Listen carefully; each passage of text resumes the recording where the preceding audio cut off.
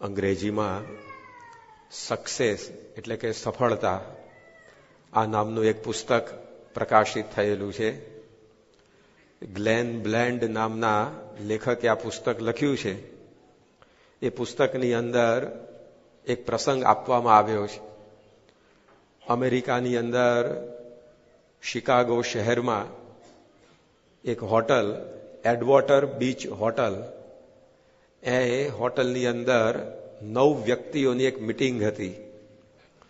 આ મિટિંગમાં ઉપસ્થિત રહેનાર 9 વ્યક્તિઓ કેવી હતી એના માટે પુસ્તકમાં લખ્યું છે, in terms of money this financial Giants literally ruled the world. પૈસાની દ્રષ્ટિએ જો જોવા જાઓ તો આ 9 વ્યક્તિઓ એ આખી દુનિયા ઉપર રાજ્ય કરતા હતા. મોસ્ટ સક્સેસફુલ ફાઇનાન્શિયર જાયન્ટ્સ, દુનિયાના સૌથી સફળમાં સફળ ફાઇનાન્શિયર એ આ 9 જણા હતા. એમાં એક હતા ચાર્લ્સ સ્વેબ, જે અમેરિકાની મોટામાં મોટી સ્ટીલ કંપનીના પ્રેસિડેન્ટ હતા. બીજા હતા Samuel Insull, president of the largest utility company of USA. ત્રીજી વ્યક્તિ હતી Howard Hopson, president of the largest gas company of the USA. અમેરિકાની મોટામાં મોટી ગેસ કંપનીના એ ચેરમેન હતા, પ્રેસિડેન્ટ હતા. ચોથી વ્યક્તિ હતી Arthur Cutten, the greatest wheat speculator. પાંચમી વ્યક્તિ હતી Richard Whitney, president of New York stock exchange. દરેક દેશમાં સ્ટોક એક્સચેન્જ હોય છે, પરંતુ આખી દુનિયામાં ન્યુયોર્કનું સ્ટોક એક્સચેન્જ એ મહત્વનું ગણાય. લોકો એમ કહે છે કે જો ન્યુયોર્કનું સ્ટોક એક્સચેન્જ છીંક ખાય તો દુનિયાના સ્ટોક એક્સચેન્જને ન્યુમોનિયા થઈ જાય, એટલી એની અસર એ સમગ્ર વિશ્વ ઉપર પડે. હવે એવા ન્યુયોર્કના સ્ટોક એક્સચેન્જનો આ પ્રેસિડેન્ટ હતો રિચાર્ડ વ્હિટની. છઠ્ઠી વ્યક્તિ હતી Albert Fall, secretary of interior in president Harding's government. અમેરિકાની કેબિનેટમાં એ પોતે સમાવેશ કરવામાં આવેલો. સાતમી વ્યક્તિ હતી Jesse Livermore, the greatest bear in Wall Street. અમેરિકાની જે વોલ સ્ટ્રીટ છે એની અંદર મોટું માથું કહી શકાય. આઠમી વ્યક્તિ હતી Ivar Kreuger, head of world greatest monopoly.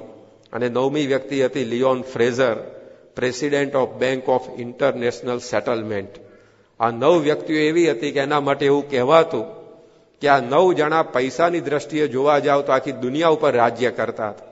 દરેક દેશમાં પ્રેસિડેન્ટ હોય, પ્રાઇમ મિનિસ્ટર હોય, પણ ધાર્યું આ લોકોનું થાય એટલી પૈસાની વગ આખી દુનિયામાં એમની હતી. આ 9 વ્યક્તિઓની ત્યાં મિટિંગ થઈ. ત્યાર પછી 25 વર્ષ બાદ, આ મિટિંગના 25 વર્ષ પછી પુસ્તક લખનારે આ 9 વ્યક્તિઓનો સર્વે કર્યો કે 1923ની અંદર આ મિટિંગ થઈ પછી 25 વર્ષ પછી આ લોકોનું શું હતું. આપણને લાગે કે 25 નહીં, 125 વર્ષ પછી પણ આ લોકોનો જો સર્વે કરવામાં આવે ને તો એમની પેઢીઓમાં ખાધેલું ખૂટે નહીં એટલું હશે. 7 ની 70 પેઢી સુધી ખૂટે નહીં એટલી સંપત્તિ આ લોકો પાસે જયારે મિટિંગ થઈ ત્યારે હતી. પણ આશ્ચર્યની વાત એ બની કે 25 વર્ષના જ સમયગાળામાં 25 વર્ષ પછી જયારે તપાસ કરી તો આ 9માંથી 3 વ્યક્તિઓ આપઘાત કરીને મરી ગઈ હતી. આ 9માંથી 3 વ્યક્તિઓ જેલમાં હતી. આ 9માંથી 3 વ્યક્તિઓમાંથી એક વ્યક્તિને દેશ નિકાલની સજા આપવામાં આવી હતી, એક વ્યક્તિ બેંકરપ્ટ એટલે કે નાદાર થઈ ગઈ હતી, અને એક વ્યક્તિએ ઓછીના પૈસા ઉપર જીવન ગુજારતી હતી.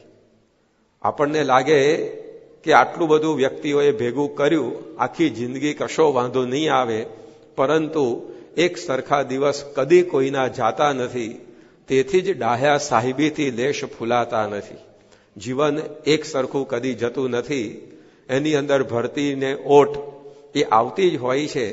એવા સમયની અંદર કાયમ માટે જીવનમાં સુખી થવા, કાયમ માટે આપણા જીવનમાં શાંતિ પામવા માટે શું કરવું જોઈએ એની વાતો આપણે આ પારાયણ દરમિયાન સાંભળી રહ્યા છીએ. ઘણું બધું માણસ મેળવે છે, પણ કંઈક એવું ચૂકી જાય છે કે જેને કારણે આ બધું મેળવ્યા પછી પણ સરવાળે મોટું મીંડું આવીને ઊભું રહે છે. એક કવિએ લખ્યું છે, નથી મેળવાથી ખુશી સંપત્તિથી, આ મોજાઓ રડીને કહે છે જગતને, ભીતરમાં જ મોતી ભર્યા છે છતાંય સમુદ્રોના ખારા જીવન થઈ ગયા છે. સમુદ્રમાં જ મોતી છે, એમાં જ રત્નો છે, પણ એનું પાણી ખારું ઝેર છે. તો જીવનમાં સંપત્તિ હોય, સત્તા હોય, પ્રસિદ્ધિ હોય, પરંતુ જીવન એ દુઃખમય હોઈ શકે છે. નથી મેળવાથી ખુશી સંપત્તિથી. એના માટે કંઈક બીજી સાધના છે. એ સાધના એ ભાગવતે આપણને સમજાવ્યું કે જ્યારે આપણું મન એ ભગવાનના ચરિત્રોમાં આપણે સ્થિર કરીએ છીએ, ભગવાનની મૂર્તિમાં આપણે જોડીએ છીએ, ત્યારે જ આ જીવને એ શાંતિનો અનુભવ થાય છે. ભગવદ્ ગીતામાં કૃષ્ણ ભગવાન કહે છે કે અશાંતસ્ય કુતઃ સુખમ. જેનું મન અશાંત છે એને સુખ ક્યાંથી? એને ઉલટાવીને જો આપણે બોલીએ તો એમ પણ કહી શકાય કે શાંતસ્ય કુતઃ દુઃખમ. જેનું મન શાંત થઈ ગયું છે, સ્થિર થઈ ગયું છે, એને દુઃખ ક્યાંથી? સુખ અને દુઃખ એની ટૂંકીને ટચ વ્યાખ્યા આટલી જ છે. સુખ બરાબર સ્થિર મન અને દુઃખ એટલે અસ્થિર મન. તમારું મન જો તમે સ્થિર રાખી શકો, જો એને શાંત રાખી શકો, તો બહાર ગમે તેવી પરિસ્થિતિ હશે પણ તમને શાંતિ જ રહેવાની છે. કારણ કે મનની અંદર ગરબડ થાય છે અને જીવનની અંદર પ્રશ્નો ઉભા થાય છે. ત્યાં આગળ કંઈક ગરબડ થાય અને બહાર જે દુઃખમય હોય એ સુખમય થઈ જાય, સુખમય હોય એ દુઃખમય થઈ જાય. ધારો કે તમે જમવા બેઠા છો, તમને ભાવતી વાનગી મૂકવામાં આવી છે થાળીમાં, ગુલાબજાંબુ ભાવે છે ને તો 5 ગુલાબજાંબુ પીરસવામાં આવ્યા છે.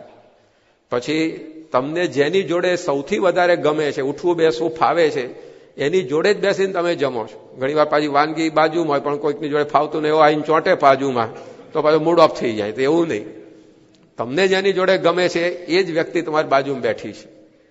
પછી તમને જે સ્થાનમાં બેસીને જમવું ગમે છે એ જ સ્થાનમાં બેસીને તમે જમી રહ્યા છો.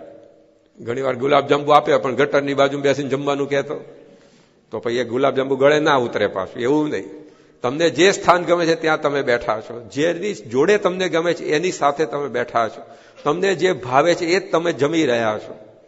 પછી તમને જે સાંભળવું ગમે એ સંગીત વાગી રહ્યું છે. પાછું અત્યારે તો જમતી વખત સંગીત સાંભળવાનું ટ્રેન્ડ છે ને પાછો. ધીમું ધીમું સંગીત વાગતું હોય તો જાણે ખાધેલું સારું પચતું હશે એટલે સંગીત વગાડવામાં આવે છે. તો તમને જે ગમે છે એ સંગીત વાગી રહ્યું છે. તમારા માથા ઉપર તમને જેવું ગમે જેવું ઝુમ્મર લટકે છે, તમારી નીચે તમને ગમે એવી કાર્પેટ છે, બધું તમને અનુકૂળ છે અને તમે ખાઈ રહ્યા છો. અને એ વખતે કોઈ આઈને તમને કાનમાં સમાચાર આપે કે તમે જે બેંકની અંદર $10 લાખ મૂક્યા હતા ને એ બેંક ઉઠી ગઈ છે.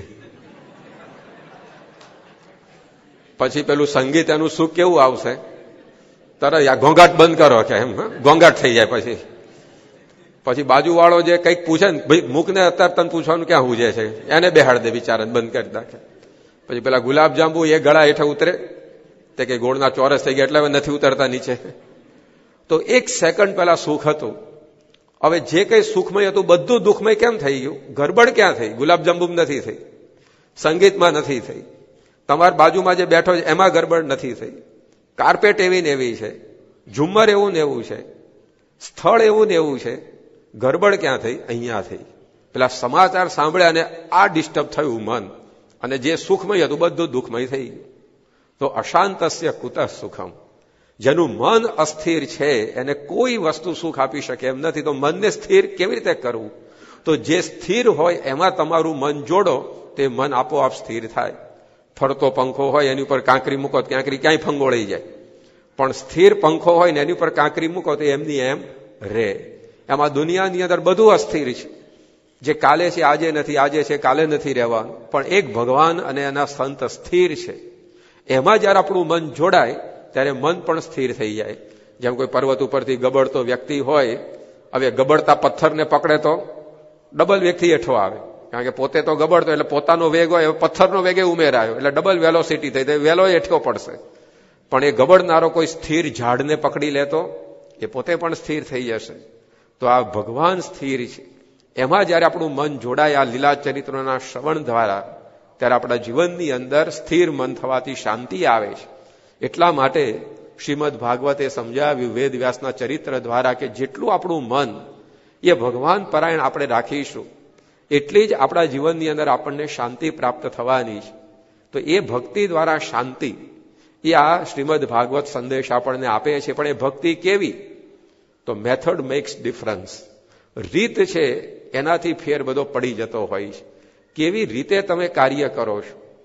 જીતને વાલે કોઈ અલગ કામ નહીં કરતે हैं, लेकिन वे अलग ढंग से काम करते हैं. Winners don't do different things, but they do things differently. જીતવા વાળા કઈ જુદું કામ નથી કરતા, પણ એ કામને જુદી રીતે કરે છે. એવી રીતે ભક્તિ પણ યોગ્ય રીતે થાય તો એ ભક્તિથી આપણને શાંતિ મળે. તો એ ભક્તિની રીત, એમાં પ્રથમ દિવસે આપણે એક રીત જોઈ હતી કે સંતના સમાગમમાં રહીને ભક્તિ કરવી. મન મેળીને, મન મત્ત થઈને તું કોટી સાધન કરે, ગુરુ ગમ વિન સર્વ કાચો. બીજી રીત આપણે ગઈકાલે જોઈ, એ હતી ધર્મ સહિત ભક્તિ કરવી. ધર્મ અને ભક્તિનો સંગમ થાય ત્યાં જ શાંતિનું સ્થળ રચાય છે. ભક્તિ આજે લોકો ઘણી કરતા હોય છે, પણ ધર્મ સાથે છૂટાછેડા હોય. મંદિરમાં જાય પણ શિવાલયમાંથી નીકળીને સીધો જ સુરાલયમાં જાય પાછો. સુરા એટલે દારૂ.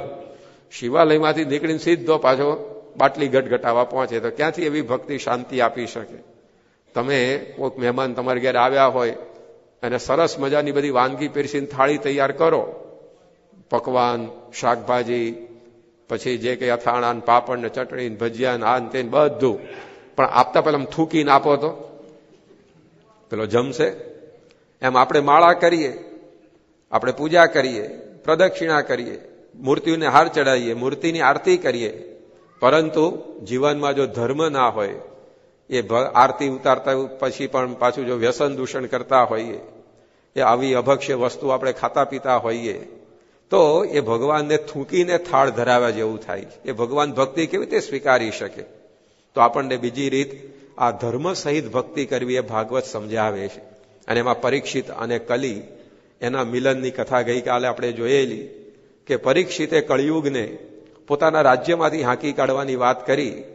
ત્યારે પરીક્ષિતને કળિયુગ કહે છે કે તમારું તો આખા ભૂમંડળ પર રાજ્ય છે, મારે કઈ જગ્યાએ છોડીને જવું?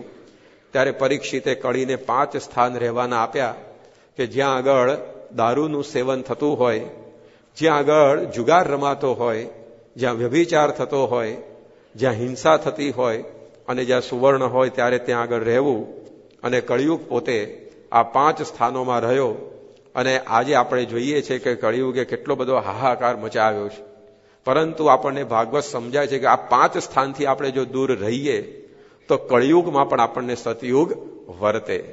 કળિયુગ બહાર તો આવ્યો છે, એ કંઈ હાકી કાઢી શકાવાનો નથી. હમણાં મા પૂજા થઈ, એમાં આપણે સંકલ્પ હાથમાં જળ લઈને કરવામાં આવ્યું કે અષ્ટાવિંશતિ તમે કલિયુગે કલી પ્રથમ ચરણે ભૂર લોકે.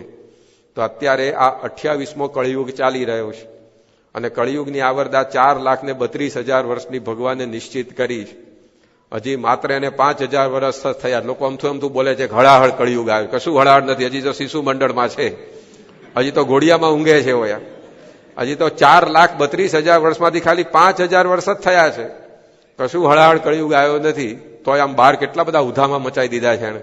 જ્યાં જુઓ ત્યાં કળિયુગનો જ કકડાટ છે કે નહીં? રોજ છાપું ઉગાડો, ફલાણે ખૂન કર્યું, આણે લૂંટ ચલાવીને, આણે આમ કર્યું, બાપે દીકરાને ગોળીએ માર્યો, દીકરાએ બાપની સામે કેસ કર્યો, પતિ પત્ની સામે બાથંબથ આવી ગયા હોય.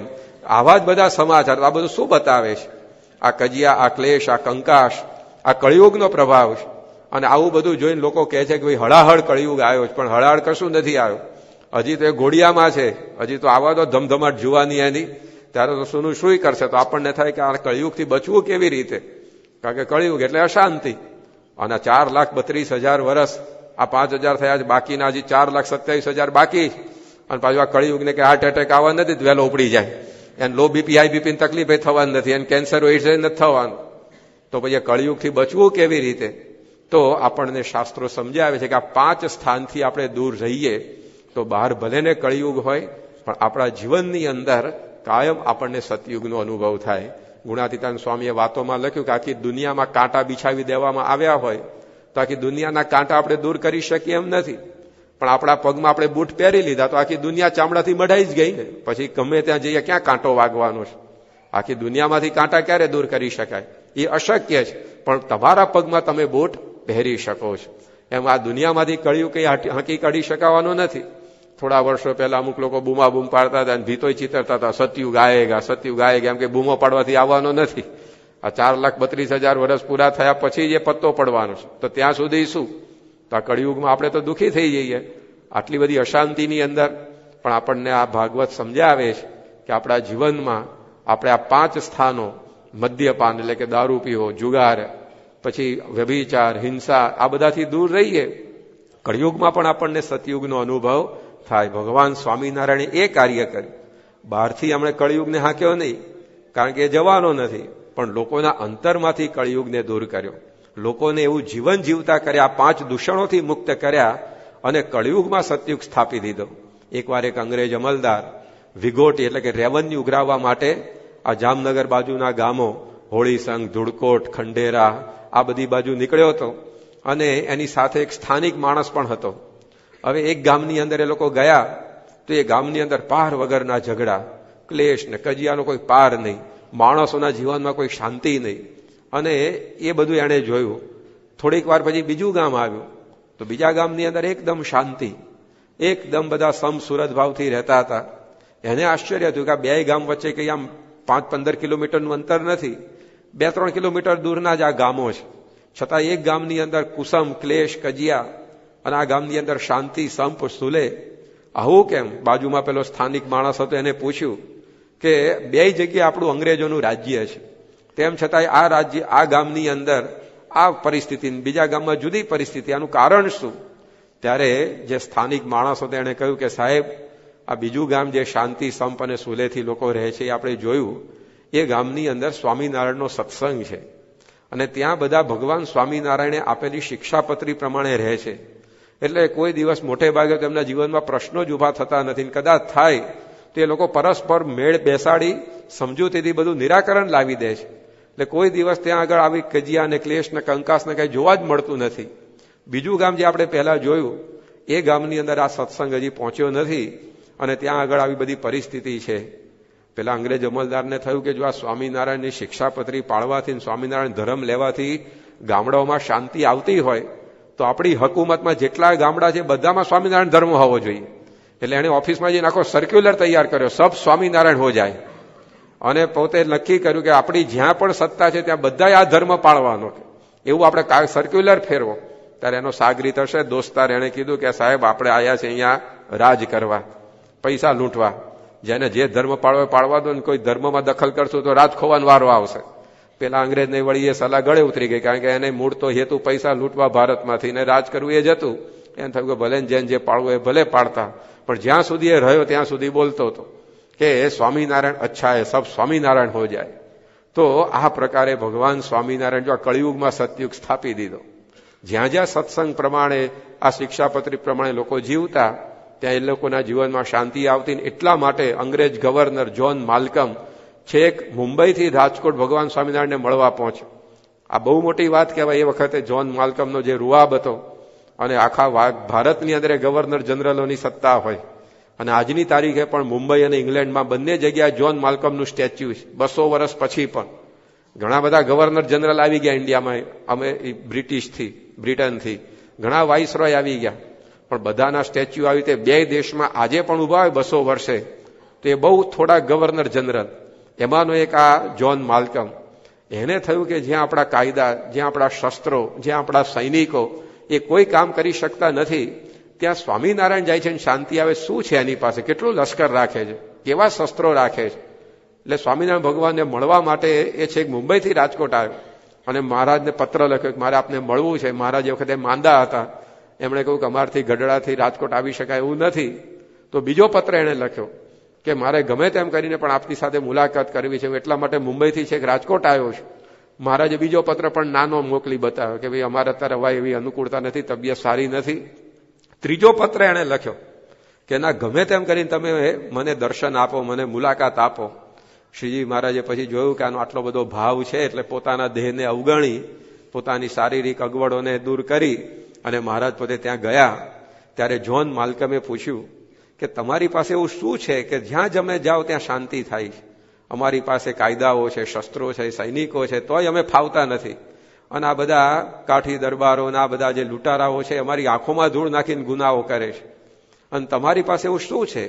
ત્યારે ભગવાન સ્વામિનારાયણ એમને શિક્ષાપત્રી આપી અને કહ્યું કે અમે જ્યાં જ્યાં જઈએ ત્યાં આ શિક્ષાપત્રી પ્રમાણે સૌને વર્તવાનું કહીએ છીએ, એટલે દરેક જગ્યાએ બધી શાંતિ રહે છે. શિક્ષાપત્રી જ્હોન માલ્કે મેં પોતાના હાથમાં લીધી, પોતાના મસ્તકે ચડાવી અને પોતે જ્યારે પોતાની સમય મર્યાદા પૂરી થઈ ઇન્ડિયામાં કામ કરવાની, ઇંગ્લેન્ડ પાછો ગયો ત્યારે ઇન્ડિયામાંથી કશું લઈ ન ગયો, પણ એક આ શિક્ષાપત્રી લઈને પોતે ઇંગ્લેન્ડ આવ્યો અને શિક્ષાપત્રી એણે જીવ્યો ત્યાં સુધી સાચવી રાખી. આજે પણ એ શિક્ષાપત્રી ઇંગ્લેન્ડની વિશ્વવિખ્યાત ઓક્સફર્ડ યુનિવર્સિટીની બોડલિયન લાઇબ્રેરીમાં કાચનું સુંદર કાસ્કેટ બનાવીને એમાં મૂકવામાં આવી છે. લોકો એના દર્શન કરે છે. પુરાવા રૂપે રાખીશ કે જ્યાં અંગ્રેજોના શસ્ત્રો નિષ્ફળ ગયા ત્યાં સ્વામિનારાયણનું આ શાસ્ત્ર એણે ગુજરાતમાં શાંતિ સ્થાપેલી. એટલે દેવાનંદ સ્વામીએ લખ્યું કે કલીમે સાચો સતયુગ આયો, સ્વામિનારાયણ દેવ પ્રગટ ભયે, મુનિ મન મરમ જનાયો, કલીમે સાચો સતયુગ આયો. બહારથી કોઈ દિવસ કળિયુગ દૂર કરી શકાવાનો નથી, પણ આપણે જો ભગવાનની મર્યાદાઓમાં રહીએ, ભગવાને આપેલી આજ્ઞા પ્રમાણે રહીએ, તો આપણા જીવનની અંદર એ 100% એ શાંતિ આવતી હોય છે, એ સુખ પ્રાપ્ત થતું હોય છે. એકવાર ગુણાતીતાનંદ સ્વામી જુનાગઢમાં હતા અને સંતોના મંડળો ગામડે વિચરણ કરી અને પાછા આવ્યા. સ્વામીએ બધા હરિભક્તોના ખબર અંતર પૂછ્યા કે બધા હરિભક્તો ગામડે ગામડે સુખી તો છે ને? ત્યારે સંતોએ કહ્યું કે સ્વામી, બધા જ હરિભક્તોએ એક જ પ્રાર્થના આપને કરવાની કહી છે. સ્વામી કહે શું?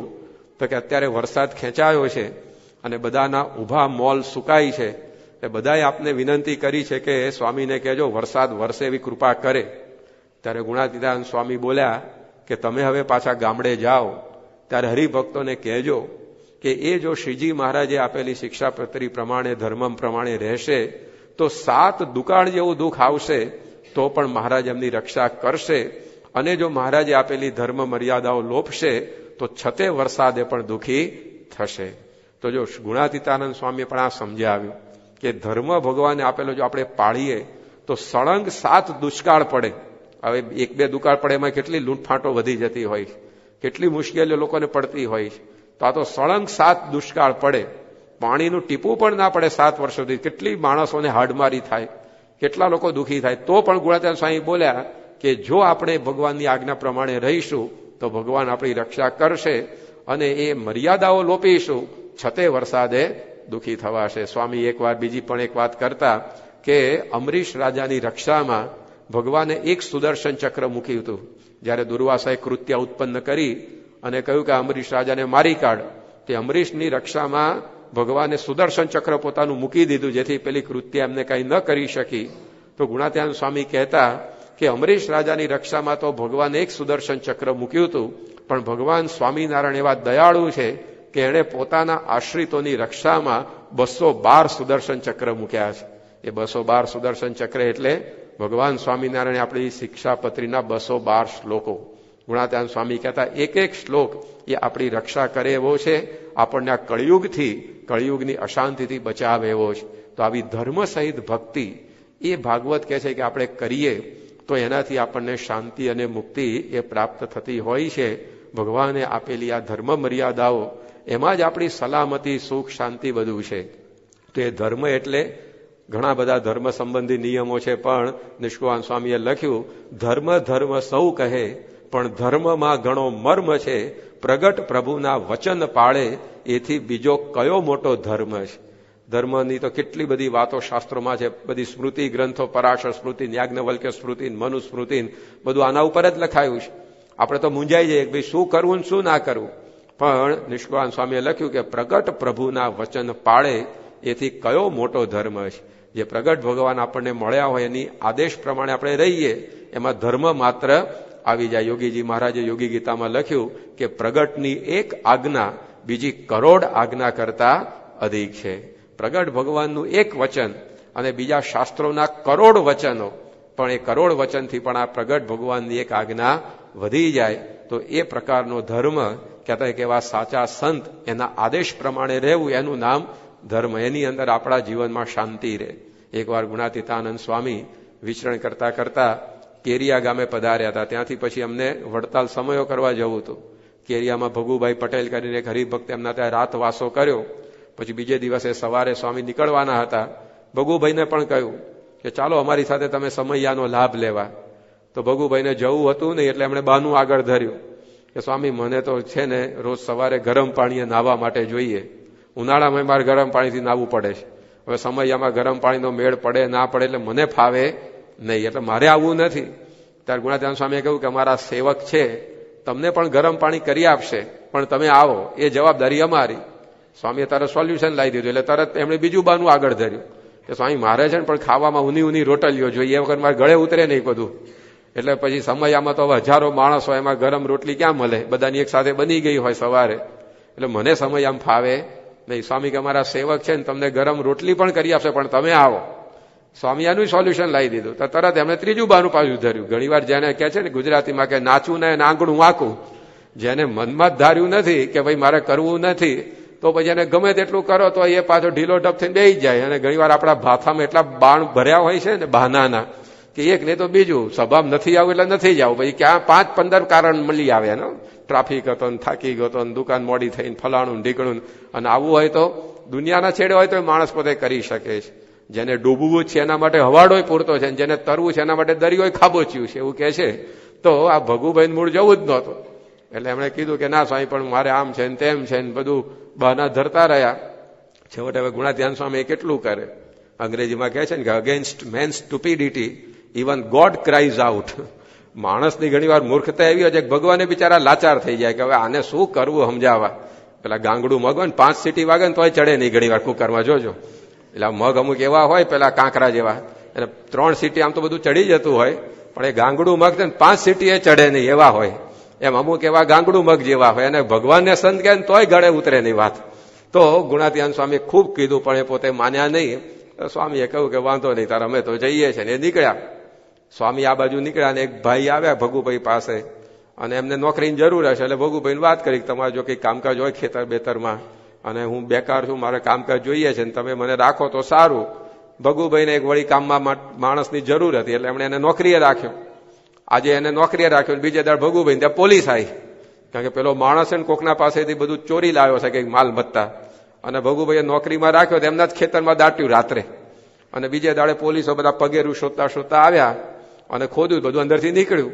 તો પેલો જે લાવેલો ચોરીને એને તો જેલમાં પૂર્યો, પણ ભગુભાઈને જેલમાં નાખ્યા કે આમને પોતાની જમીનમાં દાટવા આપ્યું એટલે અમને કઈ ભાગ હશે 5-15% કે. એટલે એ બિચારે જેલના સળિયા ગણતા થઈ ગયા. આ બાજુ સ્વામી તો વડતાલ પહોંચી ગયા, સમયો થઈ ગયો. ત્યાં કોકે સમાચાર આપ્યા કે સ્વામી પેલા ભગુભાઈ છે એમને તો આવું થયું છે, જેલમાં પૂર્યા છે. સ્વામી કે એવું છે, ચાલો આપણે એમને દર્શન આશીર્વાદ આપવા જઈએ. તો બીજો કોઈ જાય શું કે એ જ લાગનો છે કે આપણે કીધું તાર આવ્યો ને તો આ જ દશા થાય ને, ઉલટાને આવું આપણે વિચારીએ. પણ ભગવાન અને સંત એવા દયાળુ છે. Two air is human, forgive is divine. ભૂલો કરવી એ માણસનો સ્વભાવ છે, અને ભલું કરવું એ સ્વામી બાપા જેવા સંતનો સ્વભાવ. આપણી ભૂલો બધી ચલાવી લેતા હોય છે, પણ એ જો કે દયાળુ છે પણ ડફોળ નથી પાછું. એટલું ધ્યાન રાખવાનું કે બધું ચલાવી લે છે એટલે કે આપણે ના જાણી જોઈને કરીએ તો પછી એ પાછું એ આપણને જરા ચીમકી આપે, એ પછી જરા પરચો બતાવે. એટલે દયાળુ છે પણ ડફોળ નથી. એટલે અજાણતા બધું થઈ ગયું બરાબર છે, બાકી જાણી જાણીને જો કર્યા કરીએ, ઝેર તો પીધા છે જાણી એમ કહીને, તો પછી એ પછી ફટકો પડે પાછો. એટલે સ્વામી ભગુભાઈને દર્શન આપવા આવ્યા, અને જેવા ગુણાતીતાનંદ સ્વામી જોયા ને બિચારા ભગુભાઈ તો ઢગલો થઈ ગયા, પગમાં પડી ગયા, માફી માંગવા લાગ્યા કે સ્વામી દયા કરો, આ બધી આ દશા આવી ગઈ મારી. કારણ કે હવે ખબર પડી ગઈ હતી કે આ ગુણાતીતાનંદ સ્વામીની આજ્ઞા લોપી એની આ દશા છે. જો સ્વામી જોડે સમયો કરવા જો વડતાલ જતો રહ્યો હોત તો પછી પેલા માણસને નોકરી રાખવાનો પ્રશ્ન જ ના આવત, અને તો પછી આ જેલમાં આવવાને નોબત ના આવત. પણ અબ પછતાએ હોત ગયા જબ ચીડિયા ચુગ ગઈ ખેત. હવે રાંડ્યા પછી ડાપણ શું કામનું આવે. એટલે બિચારા એવા રડારોળ કરે, એવી આજીજી કરગર્યા. સ્વામી આશીર્વાદ આપે કે શાંતિ રાખો, બધું મહારાજ સારું કરશે. ને પછી સ્વામી તો નીકળ્યા, પણ ભેગા આપણા જેવા 5-15 હરિભક્તો હોય ને ગુણાતીતાનંદ સ્વામીની જોડે, એ રોકાયા 2 મિનિટ. અને ભગુભાઈને પૂછે કે ભગુભાઈ અહીંયા જેલમાં મુની રોટલીઓને કેવો તાલ આવે છે કે. એટલે કે અહીંયા છે ને ઉની રોટલીઓ સામે બેસીને ખેંચીએ તાર તો તૂટે છે કે. અને કે અહીંયા આમ નાહવા માટે ગરમ પાણી એટલે પીવા મળે તોય બહુ છે, અઠવાડિયાથી નાહ્યું જ કોણ છે અહીંયા કે. તો આવી દુઃખમય દશાને અંદર આવી ગયાનું કારણ શું? જો આ ગુણાતીતાનંદ સ્વામીનું વચન લોપ્યું. તો આપણા જીવનની અંદર પણ જયારે આવા ભગવાન અને સંતની આજ્ઞામાં આપણે રહીએ, એમાં આપણને એ બધી શાંતિ મળતી હોય છે. અને એ આજ્ઞા પાળીએ તો ભગવાન પણ આપણી ભેગા રહેતા હોય. ગુણાતીતાનંદ સ્વામીએ કહ્યું કે પતંગ આપણે ચગાવ્યો હોય, આકાશમાં ગમે તેટલો દૂર ગયો હોય, પણ આપણી પાસે હાથમાં દોરી હોય તો આપણી પાસે જ કહેવાય. કારણ કે અહીંયા આપણે આમ સહેજ હાથ હલાય તો ઉપર પતંગ હલે કે ના હલે, પણ દોરી કપાઈ ગઈ પતંગ આપણી સામે જ હોય તો પણ આપણાથી દૂર કહેવાય, કારણ કે આપણે ગમે તેટલા હાથ હલાવીશું એ પતંગ હલવાની નથી. એમ આજ્ઞારૂપી ધર્મરૂપી દોરી છે અને પતંગરૂપી ભગવાનની મૂર્તિ છે. જો આજ્ઞારૂપી ધર્મરૂપી દોરી બરાબર રાખીએ તે ભગવાનને સંત આપણી સાથે જ રહેતા હોય. અત્યારે ભલે પ્રમુખ સ્વામી મહારાજ સારંગપુરમાં આપણે સિડનીમાં છીએ, વચ્ચે 12-13 હજાર કિલોમીટરનું અંતર છે, પણ અહીંયા રહીને પણ એમના આદેશ પ્રમાણે રહીએ આપણને 100% અનુભવ થાય કે ભગવાનને સંત આપણા ઘરમાં છે, આપણી સાથે છે. એકવાર 1970માં યોગીજી મહારાજ લંડન પધાર્યા હતા. આમ તો એમનો કાર્યક્રમ કઈ ત્યાં ઘડાવવાની શક્યતા નહોતી, કારણ કે સ્વામીને ઠંડી બિલકુલ અનુકૂળ આવે નહીં અને લંડનમાં બધું ઠંડુ જ વાતાવરણ. પણ હરિભક્તોને એવો પ્રેમ આગ્રહ એટલે સ્વામી પોતાના દેહની દરકાર કર્યા સિવાય ત્યાં આગળ પધાર્યા આફ્રિકાથી. એમાં એકવાર યોગી બાપાએ કહ્યું કે આપણે નવીન સ્વામિનારાયણના ઘેર પધરામણીએ જવું છે. એક હરિભક્ત હતા નવીનભાઈ સ્વામિનારાયણ, કે સ્વામી કે આપણે એના ત્યાં પધરામણી કરવા જવું છે. બધાએ ના પડી કે સ્વામી એ શક્ય જ નથી, કારણ કે બહાર આટલી બધી ઠંડી, ડોક્ટરે તો તમને માંડ અહીંયા આવવાની છૂટ આપી છે, હવે કંઈક થઈ જાય તો અમારી જવાબદારી કહેવાય, એટલે એ વાત જ ન કરશો. સ્વામી કે ના પણ મારે જવું જ છે. તો પેલા નવીનભાઈ જેના ત્યાં પધરામણી જવાનો આગ્રહ યોગી બાપા કરતા હતા એ યોગીજી મહારાજ પાસે આવ્યા અને એમણે કહ્યું કે સ્વામી મારા ઘેર કે એવો પ્રસંગ નથી કે તમારે આવવું પડે અને તમારે મારા ઘેર આવીને મને આશીર્વાદ આપવાના છે, તો હું અહીંયા આવી ગયો છું, મને 2 ધબ્બા વધારે માર દો કે, બાકી આપે કઈ આવી તકલીફ લેવાની જરૂર નથી. સ્વામી કે ના પણ મારે ત્યાં આવું જ છે. પેલા નવીનભાઈ કે સ્વામી મારું ઘર તો ઉપલા માળે છે અને યોગીજી મહારાજ તો છેલ્લી અવસ્થામાં વ્હીલચેરમાં ફરતા, એટલે સ્વામી કે દાદરા તમે કેવી રીતે ચડી શકશો? સ્વામી કે અમે ચડી જાશું, કે દાદરો સાંકડો હોય તો શું થઈ ગયું? કે લો, એટલો બધો આમ સ્વામીએ ઉત્સાહ બતાવ્યો. પછી બધાએ નક્કી કર્યું કે એમની આવી ઈચ્છા છે તો આપણે બધી અનુકૂળતા કરીએ. અને યોગી બાપા પધરામણીએ પધાર્યા, વિધિ બધી થઈ, આરતી થઈ, પ્રસાદ ધરાયો, 2-5 મિનિટ યોગી બાપાએ કથા વાર્તા કરી. પછી પાછા ઉતારે આવતા હતા પધરામણી પૂરી કરીને, ત્યારે યોગીજીમાં અચાનક જ વાત ઉપાડી કે તમે બધા ના પાડતા હતા તો હું આ નવીનના ઘેર પધરામણીએ જઈ આવ્યો, કેમ ગયો ખબર છે તમને? બધા કે અમને એ જ પ્રશ્ન છે, કેમ ગયા તમે? તમે કેમ ગયા? અમે ના પાડતા હતા તો પણ.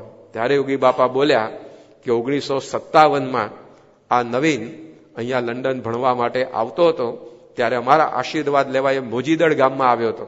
સુરેન્દ્રનગરની બાજુમાં આ ગામ આવ્યું અને એ વખતે યોગી બાપા કહે કે અમે નવીનને કહ્યું હતું કે તમે પરદેશમાં જાઓ છો પણ સત્સંગ સાચવજો, પૂજા પાઠ કરજો, પછી વ્યસન દૂષણથી દૂર રહેજો, ખાવા પીવાનું બધું ધ્યાન રાખજો, સત્સંગ કરજો. યોગી બાપા કહે કે અમે જે કંઈ એને આજ્ઞા કરી હતી આજે એ વાતને 13 વર્ષ થયા, આજે 1970ની સાલ છે, પણ 13 વર્ષની અંદર નવીને અમારું એક પણ વચન લોપ્યું નથી. એટલે અમને ઉત્સાહ આવી ગયો, ખાલો એના ઘેર આપણે જઈ આવીએ. તો જો ભેગા થઈ ગયા કે ના થઈ ગયા, ભગવાનને સંત આજ્ઞા પાળી તો આ રીતે ભગવાનની ધર્મ સહિત ભક્તિ કરીએ. 24 કલાક આપણા ઘરની અંદર શ્રીજી મહારાજ અને પ્રમુખ સ્વામી મહારાજ રહે. તો આવી પ્રકારનું આ બળ છે. તો ભાગવત આપણને સમજાવે છે કે ભક્તિ બહાર દુનિયાની અંદર લોકો કરે છે એવી આપણે નથી કરવાની. આપણે એવી પ્યોર એન્ડ શ્યોર ભક્તિ કે જેનાથી આપણું આ છેલ્લો જન્મ થાય, આપણા જીવનની અંદર આપણને શાંતિ મળે. બાકી લોકમાં દેખાવની ભક્તિ અથવા તો પછી મન આપણી મેળે જે કંઈ માન્યું હોય એ રીતની ભક્તિથી કંઈ કામ સરતું નથી. તે વાત એ અહીંયા એ આપણને આ ભાગવત સમજાવે છે. અને ત્યાર પછી હવે ભક્તિની ત્રીજી રીત એ સમજાવતા અહીંયા 11મા સ્કંદની અંદર જનક રાજા અને નવ યોગેશ્વરના સંવાદની એક સુંદર કથા એ ભાગવત પોતે આપણને સંભળાવી રહ્યું છે. અને સાથે સાથે શ્રી કૃષ્ણ ભગવાન અને ઉદ્ધવજી એમના પણ સંવાદની એ સુંદર વાત આવે છે. ભક્તિની આ ત્રીજી રીત એ અહીંયા આપણને આ શ્રીમદ ભાગવત પોતે શીખવાડે છે. એની વાત કરતા અહીંયા કથાની અંદર આવે છે કે એક સમયની અંદર નારદજી પોતે વસુદેવજીના ઘેર પધાર્યા અને એ વસુદેવા નારદની પધરામણી જાણી પોતે ખૂબ રાજી થયા. અને એ સમયની અંદર વસુદેવજીએ નારદજીને ભાગવત ધર્મ સંબંધી એ વાત જાણવા માટે પ્રશ્ન પૂછ્યો. વસુદેવ પોતે કહે છે કે સંસારના દુઃખો એ માણસને એ સુખમય લાગે છે અને એક વિચિત્રતા છે કે સંસારનું જે સુખ છે કે જેની અંદર અંતે એ દુઃખ જ ભરેલું છે, છતાં પણ એ સંસારના દુઃખો બધા એ માણસને એ સુખમય લાગે છે અને એની પાછળ આખી જિંદગી એ માણસો વ્યતીત કરતા હોય છે. મારી પણ આ જ પ્રકારની બુદ્ધિ રહેલી છે કે અત્યાર સુધી મેં પરમાત્માની ભક્તિ કરી, પરંતુ એની અંદર આ બધી લૌકિક અપેક્ષાઓ એના આધારે જ એ મારી ભક્તિ બધી ચાલતી હતી. ઘણીવાર માણસો ભક્તિ કરતા હોય, પરંતુ એની અંદર મોટે ભાગે આમ સોદાબાજી જેવું હોય કે ભગવાન તમે આટલું કામ કર્યા પણ હું તમને આટલું આપું. એક જણા હનુમાનજી આગળ પ્રાર્થના કરી કે હનુમાનજી જો તમે મને આ રીતે 5 લાખ રૂપિયા આપી દો, આ મારા હલવાઈ ગયા છે પાછા આવી જાય તો 1 ડબ્બો તેલ તમને ચડાવીશ. તો હનુમાનજી સામે વિચાર ન આવે કે હું તને 5 લાખ આપું ત્યારે તું મને 1 તેલનો ડબ્બો ચડાવે એને કહેતો હું 5 લાખનો તેલનો હોજ બનીને એમાં ડૂબકા ના મારું, તો તને આવી રીતે 5 લાખ આલીને 1 ડબ્બો તેલ લઉં. તો ઘણીવાર આવી બધું ભક્તિની અંદર ચાલતું હોય કે મોટે ભાગે સકામ ભક્તિ થતી હોય. ભગવાનની ભક્તિ એ બધા સાંસારિક સુખો એને મેળવવા માટે એ માણસ કરતો હોય. એકવાર આવો શ્રાવણ મહિનો ચાલતો હતો, મંદિરોમાં બધા હરિભક્તો જાય, બધા સેવા પૂજા કરે અને શિવાલયમાં જે મંદિરમાં ગીરદી ત્યારે નારાયણે લક્ષ્મીને કીધું કે જુઓ કેટલા બધા લોકો મારી ભક્તિ કરે, લોકોને મારા વિશે કેટલો ભાવ છે તો જુઓ તમે, આ સવાર પડ્યું નથી ને બધા મંદિરોમાં પહોંચે છે, આમ છે તેમ છે. લક્ષ્મીજી કે આમાં એકેય ભગત તમારો નથી, આ બધા મારા ભગત છે. કે નારાયણ કે હોય લે એવું કોઈ દાડો, આ મારી આરતી ઉતારે છે, મને હાર પહેરાવે છે, આ મને થાળ ધરાવે છે, મારી સેવા કરે છે, બધા મારા ભક્તો છે. લક્ષ્મીજી કે જોવું છે તમારે કોના ભગત છે આ બધા? કે હા, કે હાલો આપણે 2 વેશ પલટો કરીને નીચે જઈએ પૃથ્વીલોકમાં. 2 જણા આવ્યા અને એની અંદર નારાયણે પોતે એક સાધુ સંતનો વેશ લીધો અને ગામની અંદર ગયા. ગામવાળા બધા બહુ રાજી થયા કે લો આ શ્રાવણ મહિનો ચાલે છે, આ સંત મહાત્મા આપણા ત્યાં આયા, અઠવાડિયાનું પારણ બેહાડો આપણે કે, અને દરેકના ત્યાં જમવાના વારા ગોઠવી દો, બધા આપણે આપની સેવા કરીને કથાનો લાભ લઈએ. અને એ રીતે એમની ત્યાં આગળ પારાયણ ચાલુ થઈ અને 2-1 દિવસ પારાયણના પૂરા થયા હશે અને ગામની અંદર બધા ગામના ચોરે કથા થાય અને એની અંદર આ નારાયણ એટલે કે ભગવાન પોતે આ સંતનું સ્વરૂપ ધારણ કરીને આવ્યા હતા. એ કથાનો લાભ આપે ને બધાને ખૂબ આનંદ આવે. 2 દિવસ પછી લક્ષ્મીજી પોતે એક સ્વરૂપવતી કન્યાનું રૂપ લઈને ત્યાં આવ્યા અને આવીને એમણે પોતે ત્યાં આગળ ગામના જે શેઠ હતા એને વાત કરી કે આ બધી ગીરદી શાની ભેગી થઈ છે કે અહીંયા પારાયણ ચાલે છે, બધા લોકો સાંભળવા માટે આવે છે. કે એમ?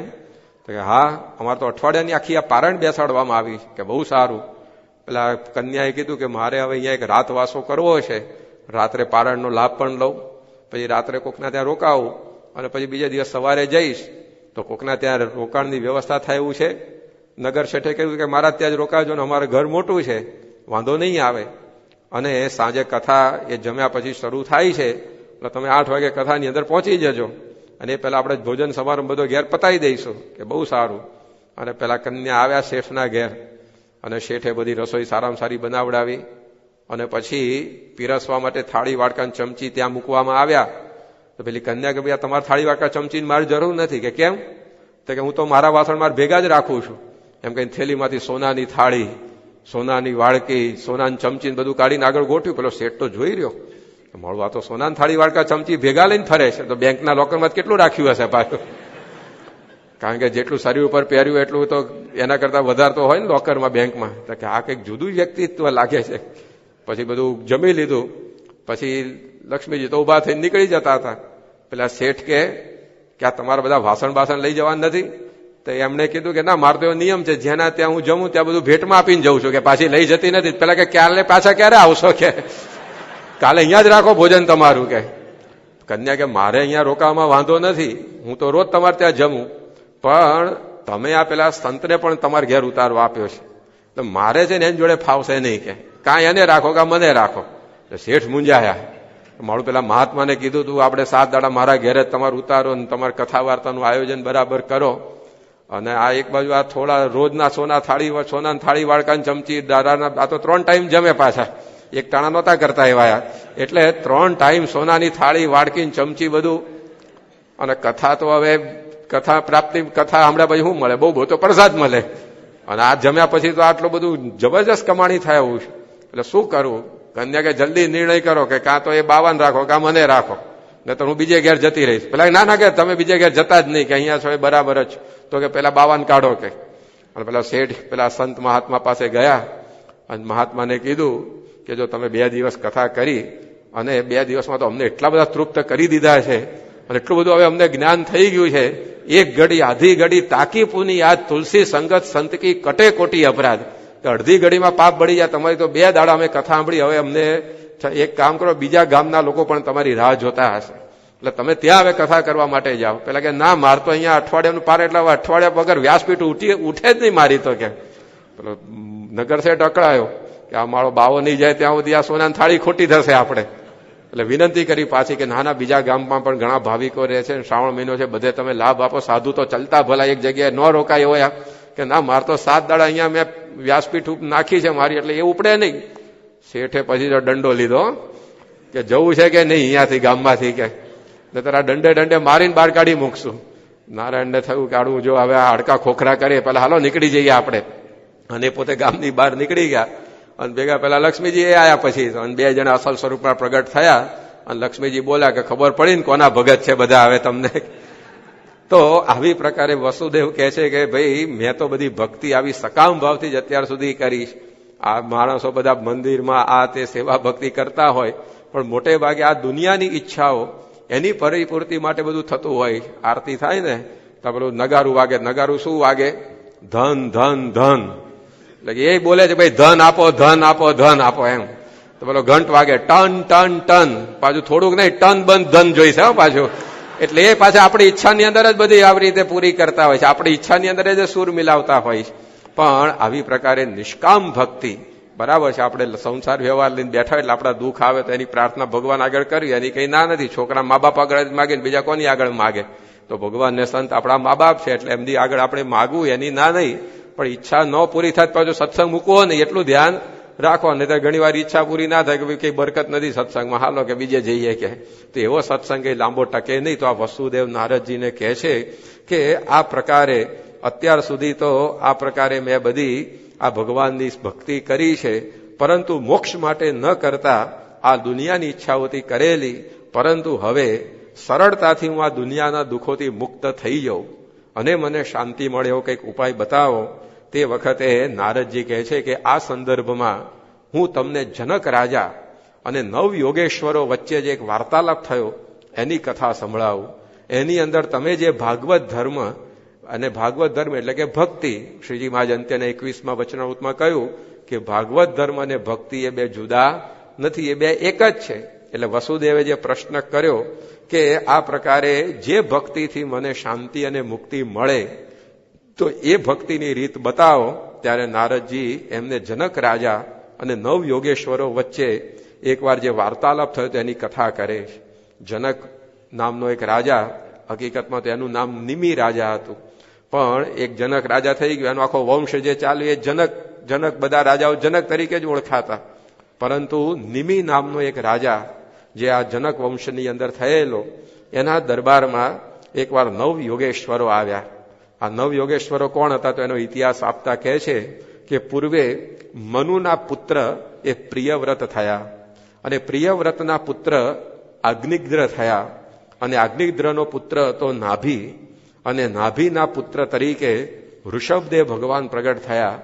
એ ઋષભદેવ ભગવાનને 100 પુત્રો હતા, અને એ 100 પુત્રોમાંથી એક મોટો પુત્ર એ ભરત હતો, જેના નામ ઉપરથી દેશનું નામ પડ્યું છે ભારત.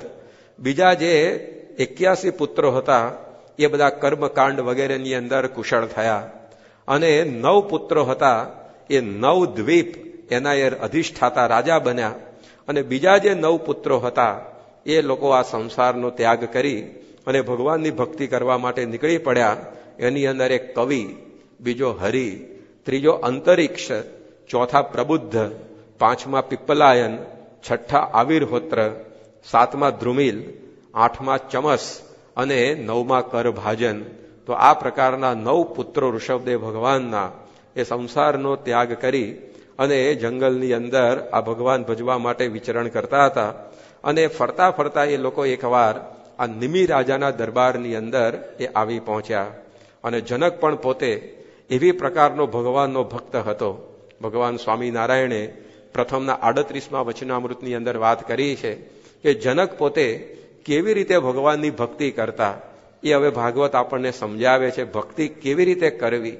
તો જ્ઞાન સહિતની ભક્તિ.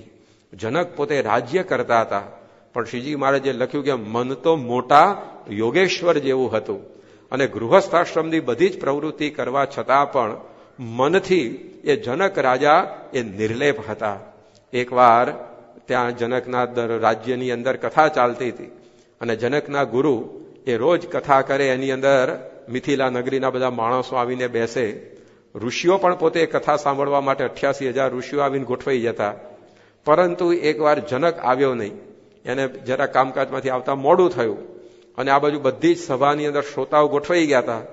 ત્યારે બધાએ કહ્યું કે હવે આપ કથા શરૂ કરો ગુરુજી. ગુરુ કે જનકને આવવા દો ને. બધા કે પણ અમે તો આવી ગયા છે, હવે જનક આવે કે ના આવે, કથા ચાલુ કરો. ગુરુજી કે ના, જનકને આવવા દો. અને એમ કહીને થોડીક રાહ જોઈને એટલામાં જનક રાજા પોતે આવ્યા.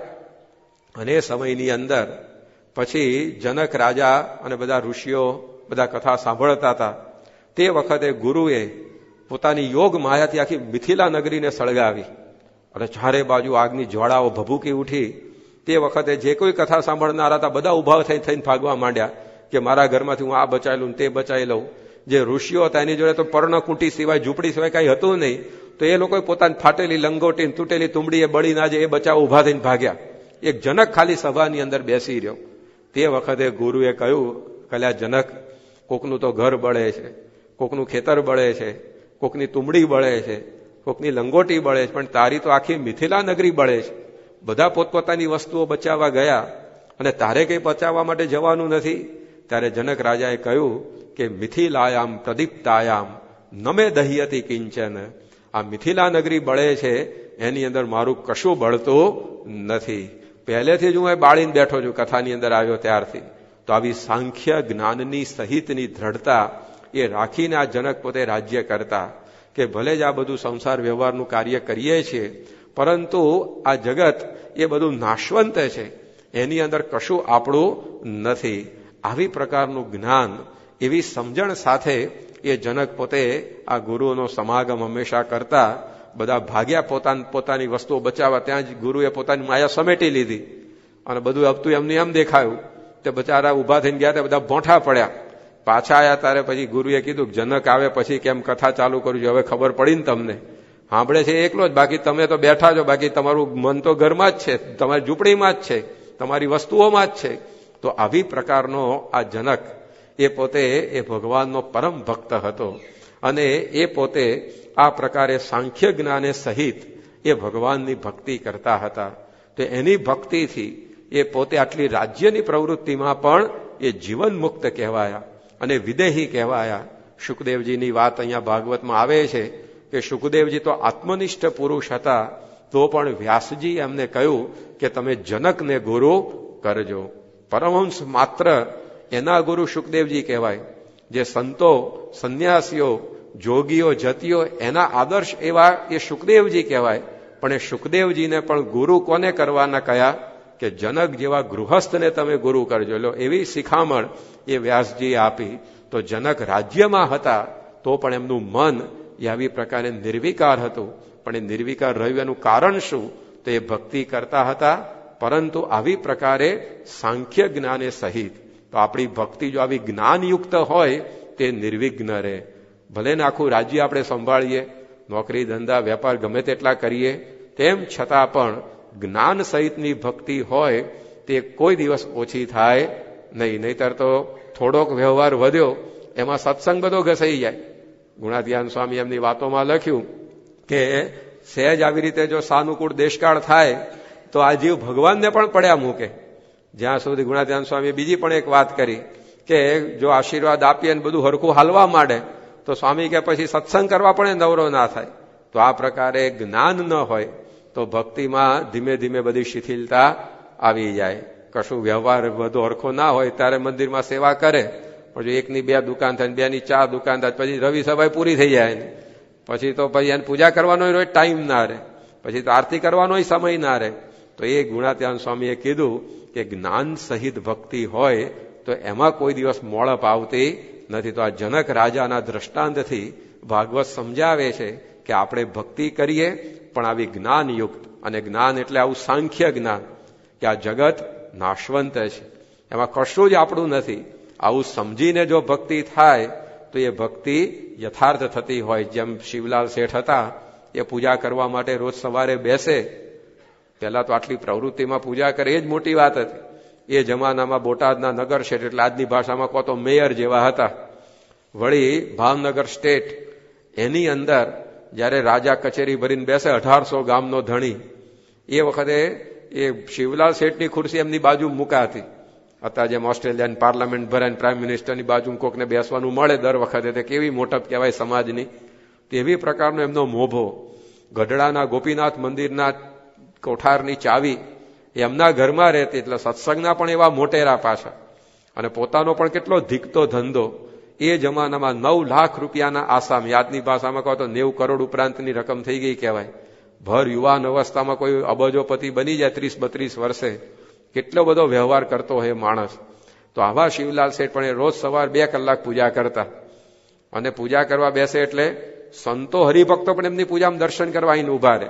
જેમ બાપા પૂજા કરતા હતા ત્યારે આપણે બધા દર્શન કરવા માટે દોડી આવતા હતા, તો એવી રીતે શિવલાલ શેઠ પૂજા કરવા બેસે તો પરમહંસો સંતો હરિભક્તો એમની પૂજામાં દર્શન કરવા બેસે. કારણ કે શિવલાલ શેઠ ઉત્તિષ્ઠોત્તિષ્ઠ આહ્વાન શ્લોક બોલે અને સાક્ષાત મૂર્તિમાં મહારાજ પધાર્યા એવા સૌને દર્શન થાય. એટલે એમની પૂજામાં આવી લોકો દર્શન માટે બેસતા.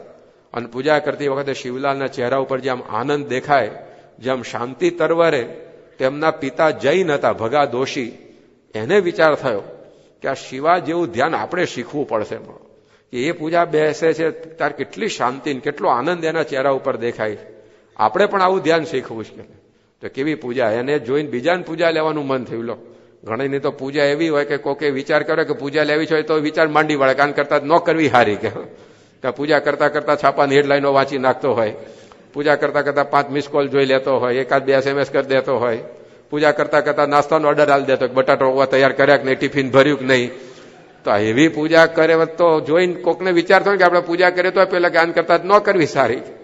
પણ શિવલાલ શેઠની પૂજા એવી કે એના બાપુજી જૈન હતા, એમને વિચાર થયો કે આપણે આવું ધ્યાન શીખવું છે, આવી પૂજા કરવી છે. એટલે શિવલાલ શેઠને એકવાર પૂછ્યું કે શિવા, તારા જેવું ધ્યાન શીખવાડ ને.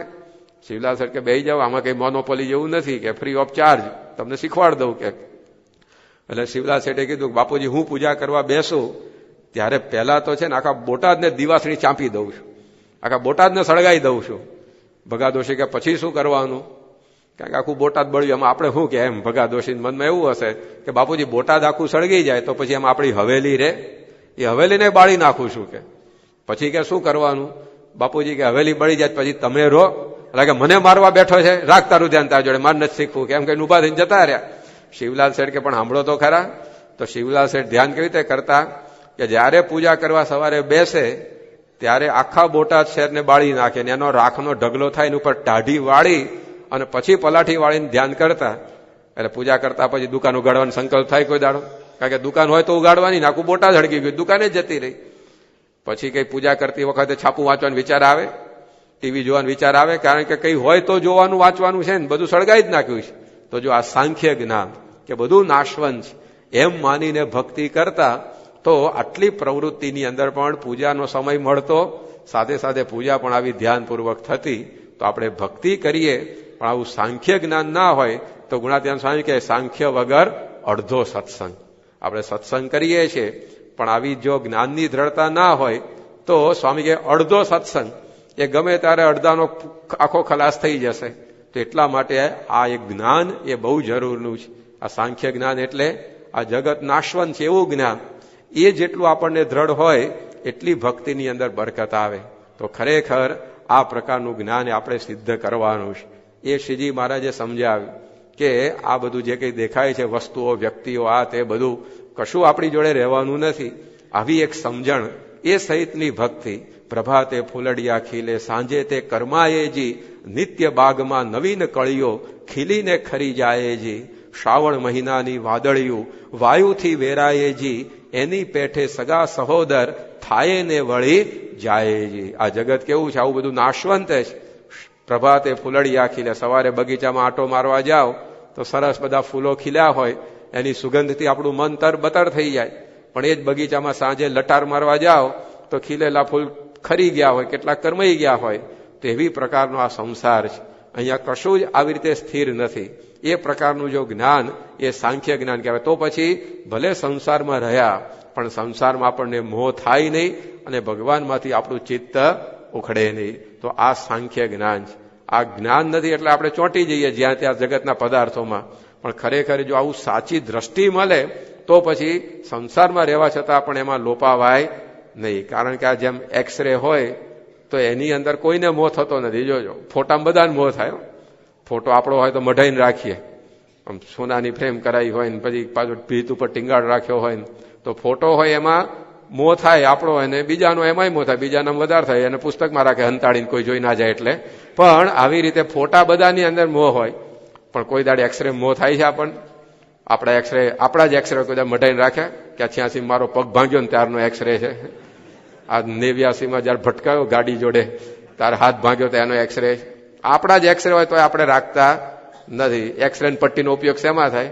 પેલો કચરો વાળીને કચરો ભેગો કરીને ડસ્ટબિનમાં નાખવા માટેનો ઉપયોગ કરીએ આપણે. તો ફોટામાં મોહ કેમ થાય? કારણ કે ફોટો ઉપરનું બતાવે છે અને એક્સરે હકીકતમાં જેવું છે ને અંદર એ બતાવે છે કે અંદર કાંઈ માલ નથી, હાડ ને માંસ જ ભર્યું છે, બીજું કાંઈ નથી. આ ઉપર પ્લાસ્ટર હરખું જોઈ હોય એટલે ફોટા મોહ થઈ જાય છે. તો જો આ સાંખ્ય દ્રષ્ટિ હોય તો જગત આપણને નાશવંત દેખાય. એ દ્રષ્ટિમાં તો બધું સાચું મને એટલે જીવ ચોંટી જાય. પછી અહીંયા ક્યાંથી ચોંટે? એક સાથે બે જગ્યા તો ચિત્તકી વૃત્તિ એક હે, ભાવે તહાં લગાવો, ચાહે તો હરિ કી ભક્તિ કરો, ચાહે તો વિષય કમાવો. એક સાથે કઈ બે ઘોડે સવારી થાય એવી નથી. દોનો બાતે ના બને, કીડી ચોખો લે ચલી, બીચ में आई दाल, દોનો બાતે ન બને, કાં સેંથો કા ટાલ. તમારે પાથીએ પાડ્યું અને ટાલે રાખ્યો તો બને કોઈ દાડો એક હાથે? બેમાંથી એક જ થાય. તો પછી એમ તમારે કાં તો વિષયમાં જોડાવ કાં તો ભગવાનમાં જોડાવ, બે બાજુ કઈ પત્તો પડે એવું નથી. હસવું અને લોટ ફાંકવું કેમનું બને? એ તો બેમાંથી એક બંધ કરવું પડે તો જ એક કામ થાય. તમારે રોટલોય ખાવો છે શેરડીએ ચૂસવી છે તો થાય કોઈ દાડો એક? કારણ કે શેરડીને છોતા તો ચૂસવી નાખી દેવા પડે, રોટલો પાછો ખાધો ક્યાંથી થૂકો પાછું?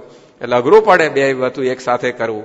તેમ અહીંયા પણ આપણું મન એ જગતમાં જ્યાં સુધી ચોંટેલું હોય ત્યાં સુધી અહીંયા ભક્તિમાં બરકત આવે નહીં. પણ એ જગતમાંથી ઉખાડવા આવું એનું સ્વરૂપ આપણે સમજવું પડે કે આ જગતમાં જે કંઈ પણ બધું દેખાઈશ એ બધું નાશવંત છે. મોટી મોટી સંસ્કૃતિઓ બધી આ પૃથ્વી પરથી નાશ થઈ ગઈ. તમે જુઓ ક્યાં કઈ રહ્યું છે? તમે અમદાવાદથી સારંગપુર બાજુ જાઓ તો વચ્ચે લોથલ ગામ આવે છે. એક જમાનામાં બહુ મોટી સંસ્કૃતિ હતી લોથલની. આજે ત્યાં વાંસડાના ઘર પણ જોવા મળતા નથી. જે કાલે છે એ બધું આજે કઈ રહેતું નથી. યાદ રખ સિકંદર કે હોંસલે તો હાલી થે, જબ ગયા વો દુનિયા સે દોનો હાથ ખાલી થે, અદના હો યા આલા હો સબકો લોટ જાના હે, મુફલીસ ઓર તવંગર કા કબ્ર હી ઠિકાના હે. આવેલું કોઈ અહીંયા અમર રહેતો નથી. તો આવું નાશવંતપણું સમજાય, આવું જ્ઞાન થાય તો એ ભક્તિ બરાબર થાય. ગમે તેટલા પ્રયત્ન કરીએ તો ગુણાત્યાન સ્વામીએ કીધું કે આપણી નાતમાં 100 વર્ષ પહેલાનું અત્યારે કોઈ છે નહીં. અત્યારે જે છે એમાંથી 100 વર્ષ પછી કોઈ રહેવાનું નથી. છે કે નહીં? છે નાતમાં કોઈ 100 વર્ષનું અત્યારે? અને અત્યારે જે છે એમાંથી તો 100 વર્ષ પછી કોઈ રહેવાનું જ નથી. કારણ કે એવો ભેળસેળનો જમાનો, આતંકવાદનો, બોમ્બ ધડાકાનો જમાનો આવી ગયો છે, પ્રદૂષણનો. એટલે 100 વર્ષ સેન્ચુરી તો ભાગ્યે જ કોઈક મારી શકે. તો સ્વામી કે એ શું બતાવે છે? એ સમજાવે છે કે આ દુનિયા બધી નાશવંત છે. દિલ્હીમાં એક સમ્રાટ થઈ ગયો અકબર, એની ફોઈએ કોણ જાણે નામ શું પાડ્યું? અકબર. કે મારા આની ભત્રીજાની કબર થવી જોઈએ ને એટલે એનું નામ પાડ્યું અકબર. પણ અકબરની એક કબર થઈ ગઈ, કબર ક્યાં છે કોઈને ખબર નથી. તો આવી પ્રકારનું આ બધું સંસારનું તંત્ર છે. પગ પર્વત ઠેલી પાડતા, નભ તારા નખથી ઉખાડતા, કરી અંજલિ સિંધુ પી જતા, નવ જાણે જન કોઈ ક્યાં હતા. કેવા મોટા મોટા મહારથીઓ પૃથ્વી ઉપર થઈ ગયા. તો પગ પર્વત ઠેલી પાડતા, પોતાના પગની એક ઠેસથી આખા પર્વતને ઉખાડીને ફેંકી દે એવા બળિયા માણસો થઈ ગયા. કરી અંજલિ સિંધુ પી જતા, એક અંજલિની અંદર, એક ખોબાની અંદર તો આખા સમુદ્રને પી જાય, ઓહિયા કરી જાય, એવી પ્રકારના બળુકા માણસો થઈ ગયા. અને નભ તારા નખથી ઉખાડતા, આકાશના તારાને પોતાના નખથી ઉખાડી નાખે. કહેતા કે સ્વર્ગ સુધીની સત્તાઓ ભોગવનારા થઈ ગયા, પણ નવ જાણે જન કોઈ ક્યાં હતા. આજે જમીનમાં ક્યાં હુતા છે એ કોઈને ખબર નથી. તો આવી પ્રકારનું આ જગતનું તંત્ર છે એ નાશવંત છે. જન્મ્યા ત્યાંથી જરૂર જાણો, મરવાનું છે માથેજી. આવું જ્ઞાન આ જનકને હતું. એટલા માટે એની ભક્તિ એ રાજ્યમાં રહ્યો તો પણ કોઈ દિવસ ઓછી થઈ નહીં. રોજ 3 કલાક પોતાના ગુરુની એ કથા સાંભળવા માટે બેસતો. આપણે તો અઠવાડિયે 2 કલાક હોય છે. રવિ સભાનો ટાઈમ કેટલો હોય છે? 2 કલાકનો હોય છે. એ બાજુ પહેલા શરૂ થઈ ત્યારથી આવ્યો તો 2 કલાક ગણવાના, ઘણા તો છેલ્લે આવીને 2 કલાકની ગણી લેતા હોય પાછા. એવું નહીં, પણ આ તો અઠવાડિયે 2 કલાકનો કાર્યક્રમ નહીં, રોજ 3 કલાક ગુરુની કથા સાંભળવા બેસતો. તો આ ટાઈમ ક્યાંથી નીકળતો? તો આ જ્ઞાન હતું તો આ ભક્તિ થતી. બાકી તો કશું ના હોય તો કે આઈ એમ વેરી બિઝી. બિઝી કઈ ના હોય, માખો જ મારતો હોય ટેબલ પર બેહીને ઘરમાં, અથવા ટાંટ્યા લાંબા કરીને ટીવી જોતો હોય, સભામાં આવા નવરા ના થવાય, પૂજા કરવા નવરા ના થવાય, ઘરમાં આરતી ના થઈ શકે, ઘરમાં થાળ ન ધરાઈ શકાય. જો આવું જ્ઞાન ના હોય તો કોઈ દિવસ આ રીતે થાય નહીં. પણ જો આવું જ્ઞાન હોય તો ગમે તેટલું તમે સંસારનું કામ કરો, ભગવાનની સેવા ભક્તિ માટે સમય નીકળે. જનક રાજા પોતે રાજ્ય કરતા પણ જીવન મુક્ત કહેવાયા. એકવાર એના રાજ્યની અંદર કાશીના 4 પંડિતો તાજા ભણી અને પોતાના ગામ પાછા જતા હતા. એ પસાર થતા હશે અને એ લોકોએ આમ ચોરે ને ચૌટે વાતો સાંભળી મિથિલામાં કે આ જનક તો વિદેહી છે, જીવન મુક્ત છે, નિર્લેપ રહીને બધો સંસાર વ્યવહાર કરે છે, ભગવાનની ભક્તિ પરાયણ છે. જ્યાં જાય ત્યાં જનકના ગુણગાન. તારા 4 જણાને લાગ્યું કે આ રાજાએ જરૂર ડીંગ ચલાવી લાગે છે. બાકી આ રાજ્યમાં રહેનારો, વૈભવ વિલાસમાં આળોટનારો, દાસ દાસી, નોકર ચાકર, છૈયા છોકરા, રાણીઓને ભેગો પડ્યો પાત્રો રહેનારો, એ ક્યાંથી જીવન મુક્ત હોય, ક્યાંથી વિદેહી હોય, ક્યાંથી નિર્લેપ રહી શકે? આ જરૂર રાજાએ બધાને ઊંધી પટ્ટી ચડાવી દીધી લાગે છે. આપણે જઈને પરીક્ષા કરીએ રાજાની અને એનું પોકળ બધું ખુલ્લું પાડી દઈએ. કે તાજા ભણેલા હતા ને એટલે એને પરીક્ષા કરવાનો વધારે વિચાર આવે. નવી સાયકલ શીખ્યો ને મારમાર ચલાવે, અઠવાડિયા પછી ઠેકાણે આવી જાય પાછો શાંતિથી ધીમે ધીમે. તો આ રીતે બધા કે હાલો કે દરબારમાં, અને 4 જણા હાજર થયા. જનક સભા કરીને બેઠો હતો અને બધાએ કીધું કે અમારે પ્રશ્ન છે. જનક કે પૂછો. કે તમને બધા વિદેહી કહે છે, જીવન મુક્ત કહે છે, વાત અમને સમજાતી નથી, એ પુરવાર કરી આપો. રાજાએ પુરવાર કરવાની વાત એક બાજુ, પણ તાળી પાડીને 4 સિપાહીઓ હાજર થયા. રાજાએ સિપાહીને કીધું કે આ 4ને જેલમાં નાખી દો, કાલ ફાંસીને માથડે લટકાઈ દેવાના છે. અને 4ને નાખ્યા જેલમાં. અને જેલમાં બેઠા ને અંદર બધા એકબીજા ઉપર દોષારોપણ કરવા માંડે. પેલો બીજાને કહે કે મેં કીધું તું આને કઈ પ્રશ્ન પૂછવાની જરૂર નહીં, રાજા વાજા ને વાંદરા ક્યારે હું કરે કઈ નક્કી નહીં. પેલો કે મારે ક્યાં પૂછો તો તે કીધું તું. એટલે એકબીજા ઉપર દોષ ઢોળવા લાગ્યા. જયારે કામ બગડે ને ત્યારે આ દશા થાય.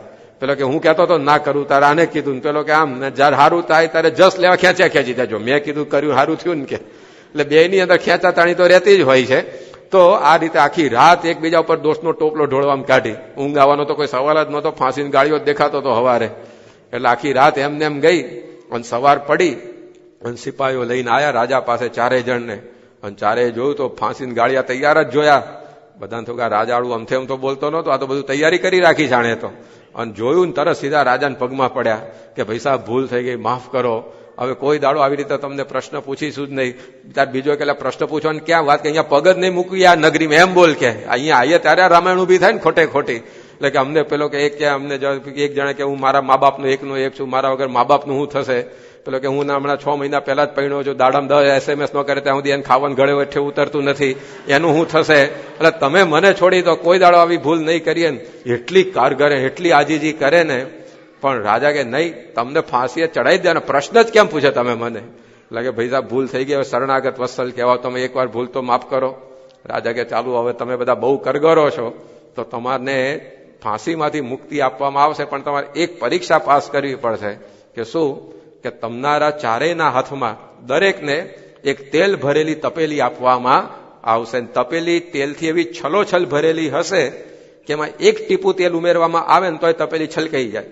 આવી તેલ ભરેલી તપેલી લઈ અને તમારે મારી આખી મિથિલા નગરીમાં આંટો મારવાનો.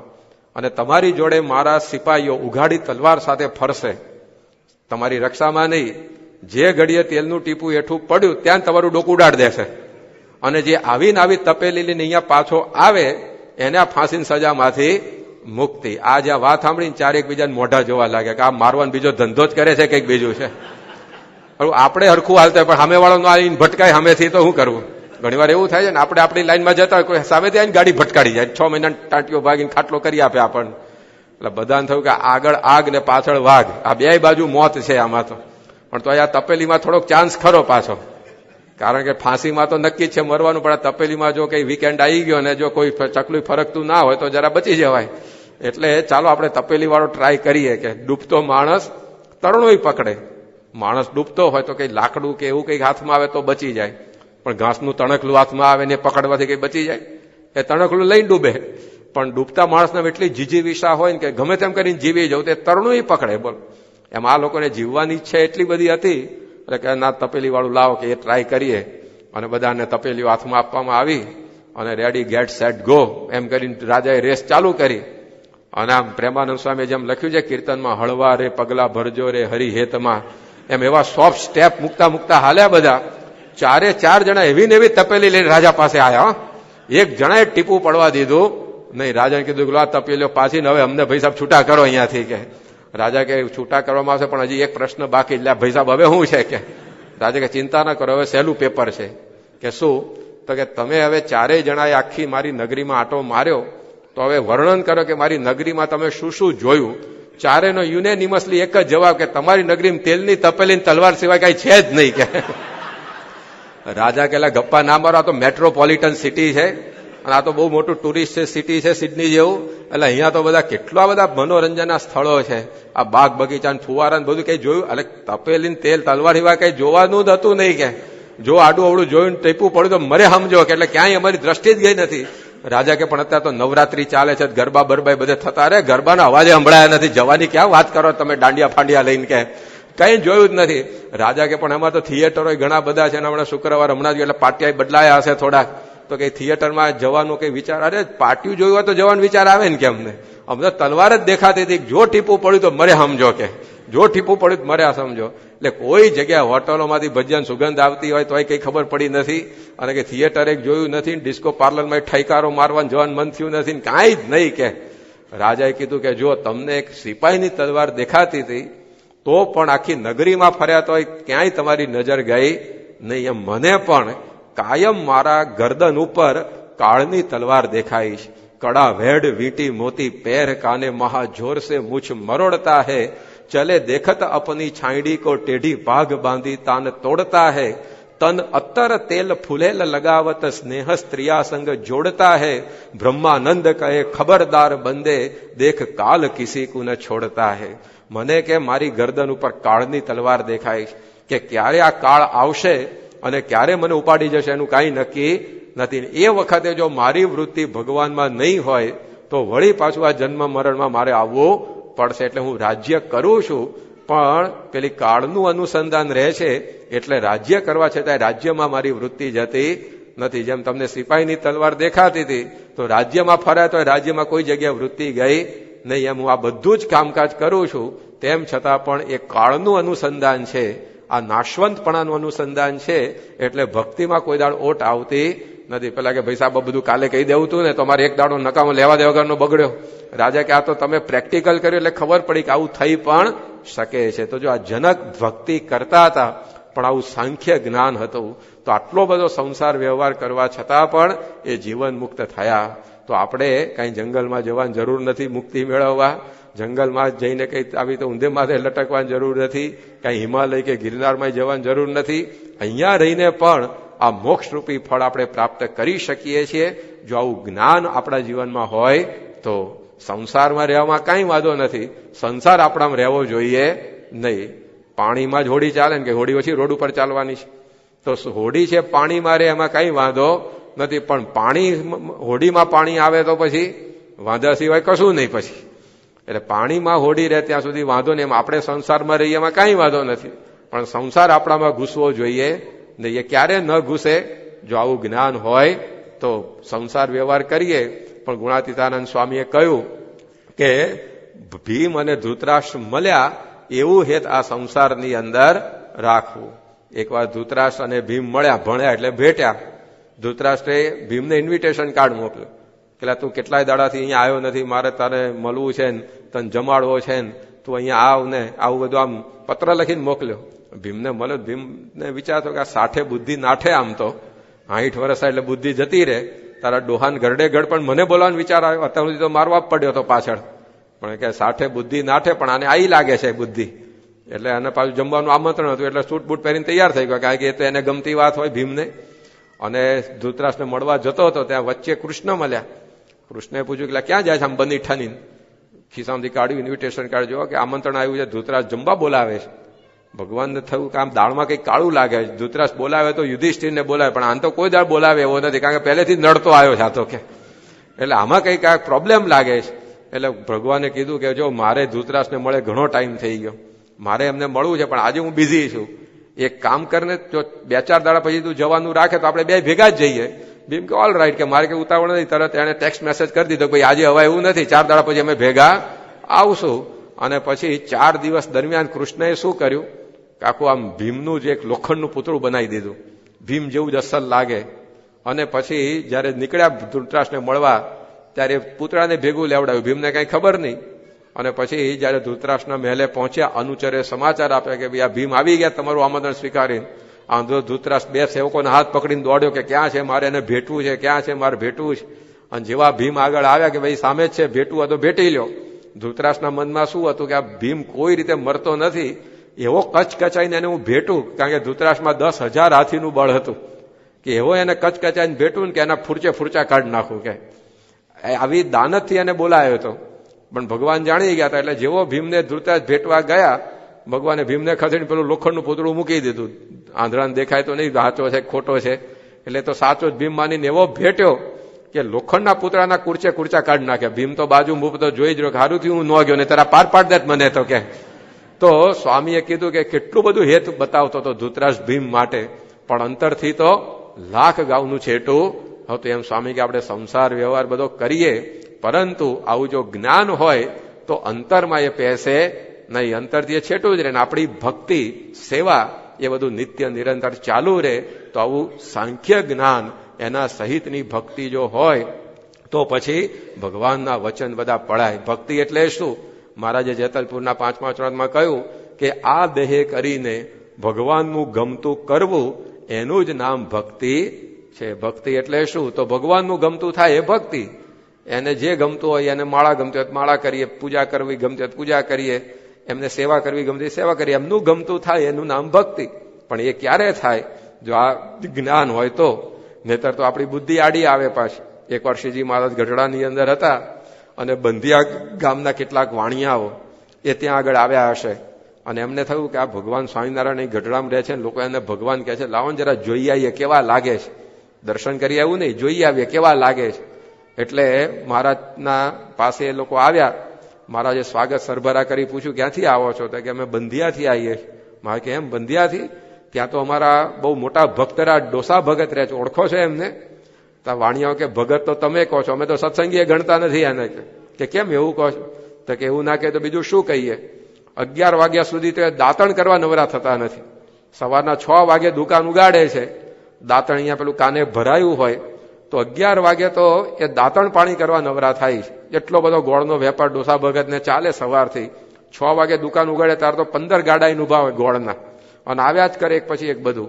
અને એમાં 11 વાગે તો એ દાંતણ કરવા બેસે, પછી નાહી ધુએ, પછી પૂજા પાઠ કરે, પછી ખાવા પીવાનું.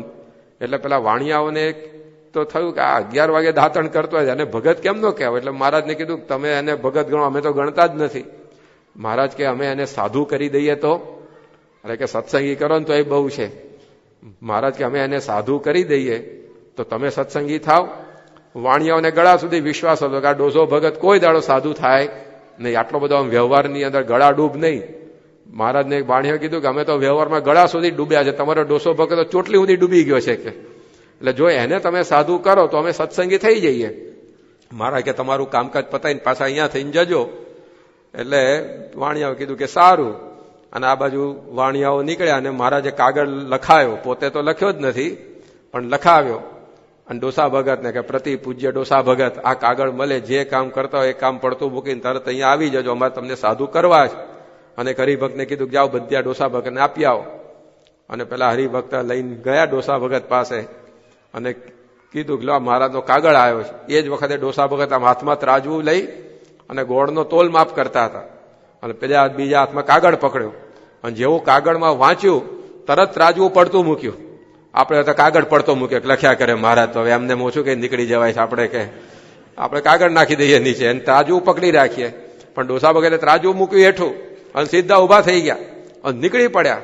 બધા કે ડોસા ભગત ક્યાં જાઓ છો? શટર તો પાડતા જાઓ, કોઈ આ કેશનો ગલ્લો ખુલ્લો છે, ડ્રોવર તો બંધ કરતા જાઓ. પણ ડોસો ભગત કોઈનું સાંભળ્યા વગર ઉપડી જ ગયો. બધા કે ક્યાં જાઓ છો? કે મહારાજ બોલાવે છે, સાધુ થવા જવાનું છે. પણ કે આ બધું બંધ કરવાનું આ તે. ડોસા ભગત કે કાળની ચિઠ્ઠી આવે ત્યારે કઈ ઓછું એને કહેવાય કે ભાઈ 1 મિનિટ ઉભા રહો, શટર પાડ દો દુકાનનું, અથવા 1 મિનિટ જરા ઉભા રહી જાઓ. મોતને કહેવાય છે કે છોકરાને જરા બેંકનો નંબર કહી આવું, અથવા ડ્રોવરને લોક મારી દઉં. કે કાળ આવે છે તોય રોકાવાતું નથી અને આપણે ઉપડી જઈએ છીએ બધું એમનું એમ મૂકીને, તો આ તો કાળના કાળ એવા ભગવાનની ચિઠ્ઠી છે. એની આજ્ઞા તો ભાઈ કેવી રીતે રોકાવાય મારાથી? અને સીધા ઉપડી ગયા ત્યાં આગળ. અને મહારાજ આ બધું અસ્ત્રો લઈને તૈયાર જ હતા. આવ્યા, ભેગા મુંડી કાઢ્યા, ભગવા લુગડા પહેરાવી દીધા, બનાવી દીધા પરમહંસ. અને વાણિયાઓ 4-5 દાડા પછી કામ પૂરું કરીને પાછા આવ્યા કે જોઈએ એટલો ડોસો સાધુ થયો છે કે નહીં. અને મહારાજ પાસે આવ્યા કે શું થયું? અમે કીધું હતું એનું. મહારાજ કે પહેલી લાઈનમાં ચોથા બેઠા છે, એમને ઓળખો છો? તો બધા વાણિયાઓ જોઈને અંદર અંદર ઘૂસપૂસ કરે, મારું ક્યાંક જોયા એવું લાગે છે એને, કે કારણ કે બધા વેશ કેસ ફરી ગયા હોય એટલે ઓળખાય નહીં. મુંડન થઈ ગયું હોય, માથે ભગવા લુગડા આવી ગયા હોય, દાઢી મૂછ જતા રહ્યા હોય. મહારાજ કે જોયા એવું લાગે છે નહીં, આ તમારો ડોસો ભગત જ છે, એ સાધુ થઈ ગયા. હવે આવો તમને વર્તમાન ધરાઈને કંઠી પહેરાય. તે તો જાતિ પ્રમાણે પાણી બેહી ગયા, ના ના અમારથી ના થાય, તો ડોસો ભગત કરી શકે બધું, એમ કરીને જતા રહ્યા બધા. પણ જો આ ડોસા ભગત ભક્તિ કરતા હતા, પણ સાંખ્ય જ્ઞાને સહિત, તો એ ભક્તિમાં કાંઈ વાંધો આવ્યો નહીં. તો આપણને આ ભાગવત સમજાવે છે કે આવું આપણને જો સમજાય તો પછી સમય ભક્તિ કરવા નીકળે કે ના નીકળે. આ જે કંઈ બધું કરીએ છીએ એ કશું આપણી સાથે રહેવાનું નથી. ભારતની અંદર એક બહુ મોટા ઉદ્યોગપતિ ધામમાં ગયા, 60,000 કરોડ રૂપિયાની મિલકત હતી. કેટલી હતી? 60,000 કરોડ રૂપિયા. પણ જયારે ભેગા અવસાન પામતા કેટલા લઈ ગયા હશે ભેગા? 61,000 તો લઈ ગયા હશે ને વાટ ખર્ચીના. કેટલા લઈ ગયા હતા? 60,000 કરોડમાંથી કશું લા લઈ જઈ શક્યા. તો અહીંયાનું કરેલું બધું અહીંયા જ રહેવાનું છે. એની અંદર આ કમાણી જે ભક્તિની સેવાની આપણી સાથે આવતી હોય છે એને આપણે જતી કરીએ છીએ ઘણી વાર. પણ આવું જો જ્ઞાન હોય તો પછી એ ભક્તિ પણ આપણી એ વ્યવસ્થિત રહેતી હોય છે. તો ભાગવત આપણને ત્રીજી રીત આ સમજાવે છે કે આવા જ્ઞાન સહિતની ભક્તિ, જગત નાશવંત છે એવું જ્ઞાન એ આપણે જાણી અને ભક્તિ કરી. પણ એવું જ્ઞાન થાય ક્યારે? તેની અંદર પણ પાછા આવે છે સંત. સંતનો સમાગમ કરીએ ત્યારે જ એવું સાંખ્યનું જ્ઞાન એ આપણા જીવનની અંદર સિદ્ધ થતું હોય છે. ખંભાતની અંદર એક શેઠ હતા, સદાશિવભાઈ, અને સદાશિવ શેઠે એક સરસ હવેલી બનાવી હતી. અને હવેલીનું વાસ્તુ એમને જયારે લેવાનું થયું ત્યારે એમને વિચાર કે આપણે ગોપાળાનંદ સ્વામી પાસે એનું વાસ્તુ કરાવીએ. એટલે ગોપાળાનંદ સ્વામીને આમંત્રણ આપવા વડતાલ આવ્યા. અને સ્વામીને કીધું કે સ્વામી, અઠવાડિયા પછી આ હવેલીનું વાસ્તુ આપણે કરવાનું છે, તો તમે ખાસ પધારો એવી મારી ઈચ્છા છે. સ્વામી કે અઠવાડિયા પછી છે ને તમે અહીંયા રોકાઈ જાઓ, આપણે બધા સાથે જ નીકળશું. કે શેઠને કે એવું બહુ કામ નહીં હોય. એટલે એમણે કહ્યું કે વાંધો નહીં, ચાલો રોકાઈ જાઉં. અને એ પોતે અહીંયા રોકાયા. રોજ ગોપાળાનંદ સ્વામીની કથા સાંભળે. ગોપાળાનંદ સ્વામીની વાતોની અંદર તો આ જગત બધું નાશવંત છે, બધી સાંખ્યની વાતો સ્વામી કરતા. આમાં ખંભાતની અંદર હવે બન્યું શું કે આ શેઠે આવી હવેલી બનાવી હતી, એ કેટલાકને ગમ્યું નહીં, એને કોઈકે સળગાવી દીધી. કારણ કે ઈર્ષાળુ માણસ હોય ને એની પદ્ધતિ કે બીજાના દુઃખે સુખી થાય, બીજાના સુખે દુઃખી થાય. પ્રમુખ સ્વામી મહારાજનું સૂત્ર છે, બીજાના સુખમાં આપણું સુખ. ઈર્ષાળુ એને બીજાના દુઃખમાં આપણું સુખ એવું હોય, અને બીજાના સુખમાં આપણું દુઃખ, ને બીજાના દુઃખમાં આપણું સુખ. આવી એની પદ્ધતિ જ જુદી હોય. તો આ શેઠે આવી હવેલી બનાવી, સહન ન થઈ, સળગાઈ નાખી. અને આખી હવેલી રાખનો ઢગલો થઈ ગઈ. એનો પત્ર એ જયારે આ શેઠ ઉપર કોકે લખીને મોકલ્યો ઘરના સભ્યોએ. હવે શેઠ કંઈક બહાર ગયા હશે અને ગોપાળાનંદ સ્વામી પાસે કાયમ બેસતા, એટલે આવીને પત્ર આપ્યો કોક ખેપિયા એ ગોપાળાનંદ સ્વામીને કે સદાશિવ ભાઈ તમારી જોડે બેસતા હોય તમે એમને આપી દેજો. અને ગોપાળાનંદ સ્વામીએ સમાચાર વાંચ્યા, પોતાની ગાદી નીચે પત્ર દબાવી રાખ્યો. પછી 5 દિવસ બાદ જયારે સદાશિવભાઈએ કીધું કે હાલો સ્વામી હવે 2 દાડા પછી વાસ્તુ છે આપણે જવું છે, ત્યારે ગોપાળાનંદ સ્વામીએ કીધું કે જઈએ, પણ પેલા પત્ર વાંચો પછી ઉપડીએ આપણે. પત્ર વાંચો તો અંદર તો હવેલી બળી ગયા એના સમાચાર હતા. શેઠ થોડાક મુંડા ઉતરી ગયા. પછી ગોપાળાનંદ સ્વામીને કહ્યું કે સારું થયું સ્વામી, તમે અહીંયા 5 દિવસ રોકાઈને મને કથા વાર્તા સંભળાવી. તમે કથા વાર્તામાં સાંખ્યની વાતો કરીને અડધી હવેલી તો ખોટી કરી જ નાખી હતી અંતરમાંથી, આ આખી પૂરી થઈ. અને તમે જો આ મને અહીંયા રોક્યો અને આ સમજણ આપી તો હું બચ્યો. બાકી ત્યાં હોત ને જો હવેલી કોઈએ સળગાઈ દીધી હોત તો હવેલી ભેગો હુંય બળી જાત, એટલો મને ધક્કો લાગત. પણ આ તમારો સમાગમ મેં કર્યો તેવી સમજણ આવી તો આજે અહીંયા જીવતો બેઠો છું. તો જો આ સંત સમાગમ કરીએ તેનાથી આવી સમજણ આવે અને જીવનની અંદર બધી સ્થિરતા રહેતી હોય. તમે બધી ગાડીઓ ચલાવતા હોય છે, એમાં શોક એબ્સોર્બર હોય. તે શોક એબ્સોર્બરનું કામ શું કે તમે ગાડી ચલાવો તો ખાડા ટેકરા તો રસ્તા ઉપર આવવાના જ છે, પણ એક શોક એબ્સોર્બર હોય તે જે ખાડા ટેકરા આવે તો જે આંચકા લાગે અંદર બેઠેલાને એને શોષી લે અને અંદર જે બેઠો એના પેટનું પાણી હલવા દે નહીં. એમ જીવનની યાત્રામાં પણ ખાડા ટેકરા બધા આવવાના જ છે, પરંતુ આવો સંત સમાગમ એ જો આપણા જીવનમાં હોય તો એ જીવનના આંચકાઓ એ સંત સમાગમથી આપણે ખમી શકીએ અને આપણા પેટનું પાણી હલે નહીં. કહેતા કે આપણા જીવનમાં એવી સુખ શાંતિ રહેતી હોય છે. તો આ જ્ઞાન સહિતની ભક્તિ શીખવા માટે પણ એવો સંતનો સમાગમ. વડોદરા સ્ટેટના મહારાજા એ ગાયકવાડ સરકાર, એમનો દીકરો એકવાર અવસાન પામ્યો અને એનો એટલો બધો શોખ એમને લાગ્યો, પણ એ વખતે શાસ્ત્રીજી મહારાજની વાતો એમણે સાંભળી અને એમનો બધો શોખ એ ચાલ્યો ગયો હતો. તો જ્યારે જીવનની અંદર આવા સંત મળે ત્યારે એનાથી એવી સમજણ આપણને મળતી હોય છે, જેને કારણે આવું જ્ઞાન સિદ્ધ થાય અને આપણા જીવનમાં આપણે એવી ભક્તિ પણ સારી રીતે કરી શકીએ છીએ. તો અહીંયા આ જનક અને નવયોગેશ્વરના સંવાદથી ભાગવત આપણને સમજાવે છે કે આપણે પણ આ જનકના જેવી જ્ઞાન સહિતની ભક્તિ કરીએ તો એ ભક્તિ આપણી કાયમ ટકે. ભક્તિ માટે એવો સમય પણ નીકળે કે બધું અહીંનું અહીંયા મૂકીને જવાનું છે, તો હવે અઠવાડિયાના 168 કલાકમાંથી 2 કલાક ભગવાન માટે કાઢીએ. સાચી કમાણી દિવસના 24 કલાક છે, એમાંથી 15-20 મિનિટ પૂજા માટે તો પછી નીકળે. પણ જો આ સાંખ્ય જ્ઞાન ના હોય તો પછી આ વ્યવહારની અંદર જ માણસ એટલો બધો રચ્યો પચ્યો થઈ જાય, બધું સાચું મનની માનીને જ મંડ્યો હોય કે નવરાશ મળે તો પછી પ્રભુ ભજવા નવરો થાય નહીં. અને આવું જ્ઞાન હોય તો ગમે તેવી પ્રવૃત્તિમાં પણ એ ભક્તિમાંથી પાછો પડે નહીં. તો આ પ્રકારની એ ભક્તિની ત્રીજી રીત એ જ્ઞાન સહિતની ભક્તિ કરવી એ શ્રીમદ ભાગવત આપણને સમજાવે છે. એવી ભક્તિ શીખવા માટે એવા સંતનો સમાગમ એ આપણે કરવો પડે. એવા સંત આજે આપણને પ્રાપ્ત થયા છે એ પ્રગટ ગુરુવરી પ્રમુખ સ્વામી મહારાજ. તેમના સમાગમથી આજે આપણે જોઈએ છીએ કે આ સત્સંગમાં કેટલા બધા હરિભક્તોના જીવનમાં પણ આવું બધું જ્ઞાન એ સિદ્ધ થયું છે અને એ સેવા ભક્તિ લોકો કરતા હોય છે. આજે તમે બધા અહીંયા આવીને બેઠા છો તો કે બધા નવરા છે એવું ઓછું છે, બધાને કામકાજ છે, પણ આપણને જો આવું જ્ઞાન સિદ્ધ થયું તો સમય કાઢીને આપણે આ સેવા કરીએ છીએ, આપણે પૂજા કરીએ છીએ, કથામાં આવીને બેસીએ છીએ. તો આવા સંતના સમાગમથી આવી સમજણ એ આપણા જીવનની અંદર આવતી હોય છે અને એનાથી આપણું બધું કાર્ય સિદ્ધ થાય છે. ઉપલેટાના લાલાભાઈ હતા, એમના 1 વર્ષની અંદર 22 સંબંધીઓ ધામમાં ચાલ્યા ગયા. 22 સંબંધીઓ ધામમાં ચાલ્યા ગયા તો પણ સત્સંગમાંથી પાછા પડ્યા નહીં. નહીતર બીજાને શું વિચાર આવે, કાળું સત્સંગ કર્યો ને સદ્યો નહીં આપણને. આ સત્સંગ બરાબર માફક ના આવ્યો, કારણ કે 1 વર્ષમાં 22 એટલે આમ 15 દાડે એકની એવરેજ થઈ.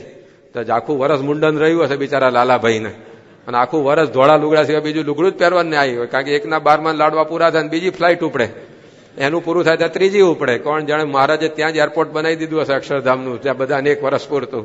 તો 1 વર્ષમાં 22 જણ ધામમાં ગયા, પણ તો ધક્કો લાગ્યો નહીં. અને એક હરિભક્તને સ્વામીએ કંઠી પહેરાવી અને બીજે દાડે કંઠી હાથમાં લઈને આવ્યો, ગળામાં નહીં હાથમાં લઈને કે લો સ્વામી કંઠી પહેરેલી પાછી. સ્વામી કે કેમ પાછી? કે તમારી કંઠી પહેરીને ઘેર ગયો મારી ભેંસ મરી ગઈ, કે મને સત્સંગ સદ્યો નહીં. કે એટલે ભેંસ નહીં તુંય મરવાનો છે. આ કંઠી કઈ દેહની રક્ષા માટે છે. પણ જો આવું જ્ઞાન ના હોય તો પછી વાતની અંદર બધું ભક્તિ મોડી પડી જાય. પણ આવા ગુણાતીતાનંદ સ્વામી જેવા સમાગમનો એમનો સમાગમ કર્યો તો આ લાલાભાઈને આવું જ્ઞાન થયું તો કોઈ વાંધો એમને આવ્યો નહીં. તો આપણે પણ આવી જ્ઞાન સહિતની ભક્તિ એ કરવાની છે. એ આ ભાગવત સમજાવે છે. જો કેટલી બધી સ્પષ્ટતાઓ એ આ ગ્રંથની અંદર આપણને વેદ વ્યાસે કરી છે. ભક્તિ તો બધા બહુ કરે છે, પરંતુ ભગવદ્ ગીતામાં કૃષ્ણ કહે છે કે મનુષ્યાણામ સહસ્રેષુ કશ્ચિત યતતિ સિદ્ધયે યતતામપી સિદ્ધાનામ કશ્ચિત મામ વેત્તિ તત્વતઃ. મને મળવા માટે, મારી સુધી પહોંચવા માટે હજારો માણસો દોટ મૂકે છે, પણ ભગવાન કહે છે કે કોઈક જ મારી સુધી પહોંચી શકે છે. તો બધા કેમ નથી પહોંચી શકતા? ભક્તિ કરે છે તેમ છતાંય, કારણ કે આવી રીત યોગ્ય હોતી નથી. તો આપણને ભગવાન આ વેદ વ્યાસ એ પોતે એવી સાચી રીત બધી આ ભાગવતમાં શીખવાડી રહ્યા છે. તો આજના દિવસે આ ત્રીજી રીત જ્ઞાન સહિતની ભક્તિની એ આપણને શીખવાડી. એવું જ્ઞાન સિદ્ધ કરવા માટે એવા ગુરુ એ આપણને મળવા જોઈએ. ગુરુ બિન જ્ઞાન નહીં, ગુરુ બિન ધ્યાન નહીં, ગુરુ બિન આત્મ વિચાર ન લહત હૈ. તો એવા સાચા ગુરુ એ આપણને મળ્યા છે. તેમનો સમાગમ કરી આપણે પણ આવી જ્ઞાન સહિત ભક્તિ કરી સુખિયા થઈ શકીએ. એવું ભક્તિ સત્સંગ કરવાનું આપણને વિશેષ બળ બુદ્ધિ શક્તિ મળે, એ જ મહારાજ સ્વામીના ચરણોમાં પ્રાર્થના. શ્રી સ્વામિનારાયણ ભગવાનની જય.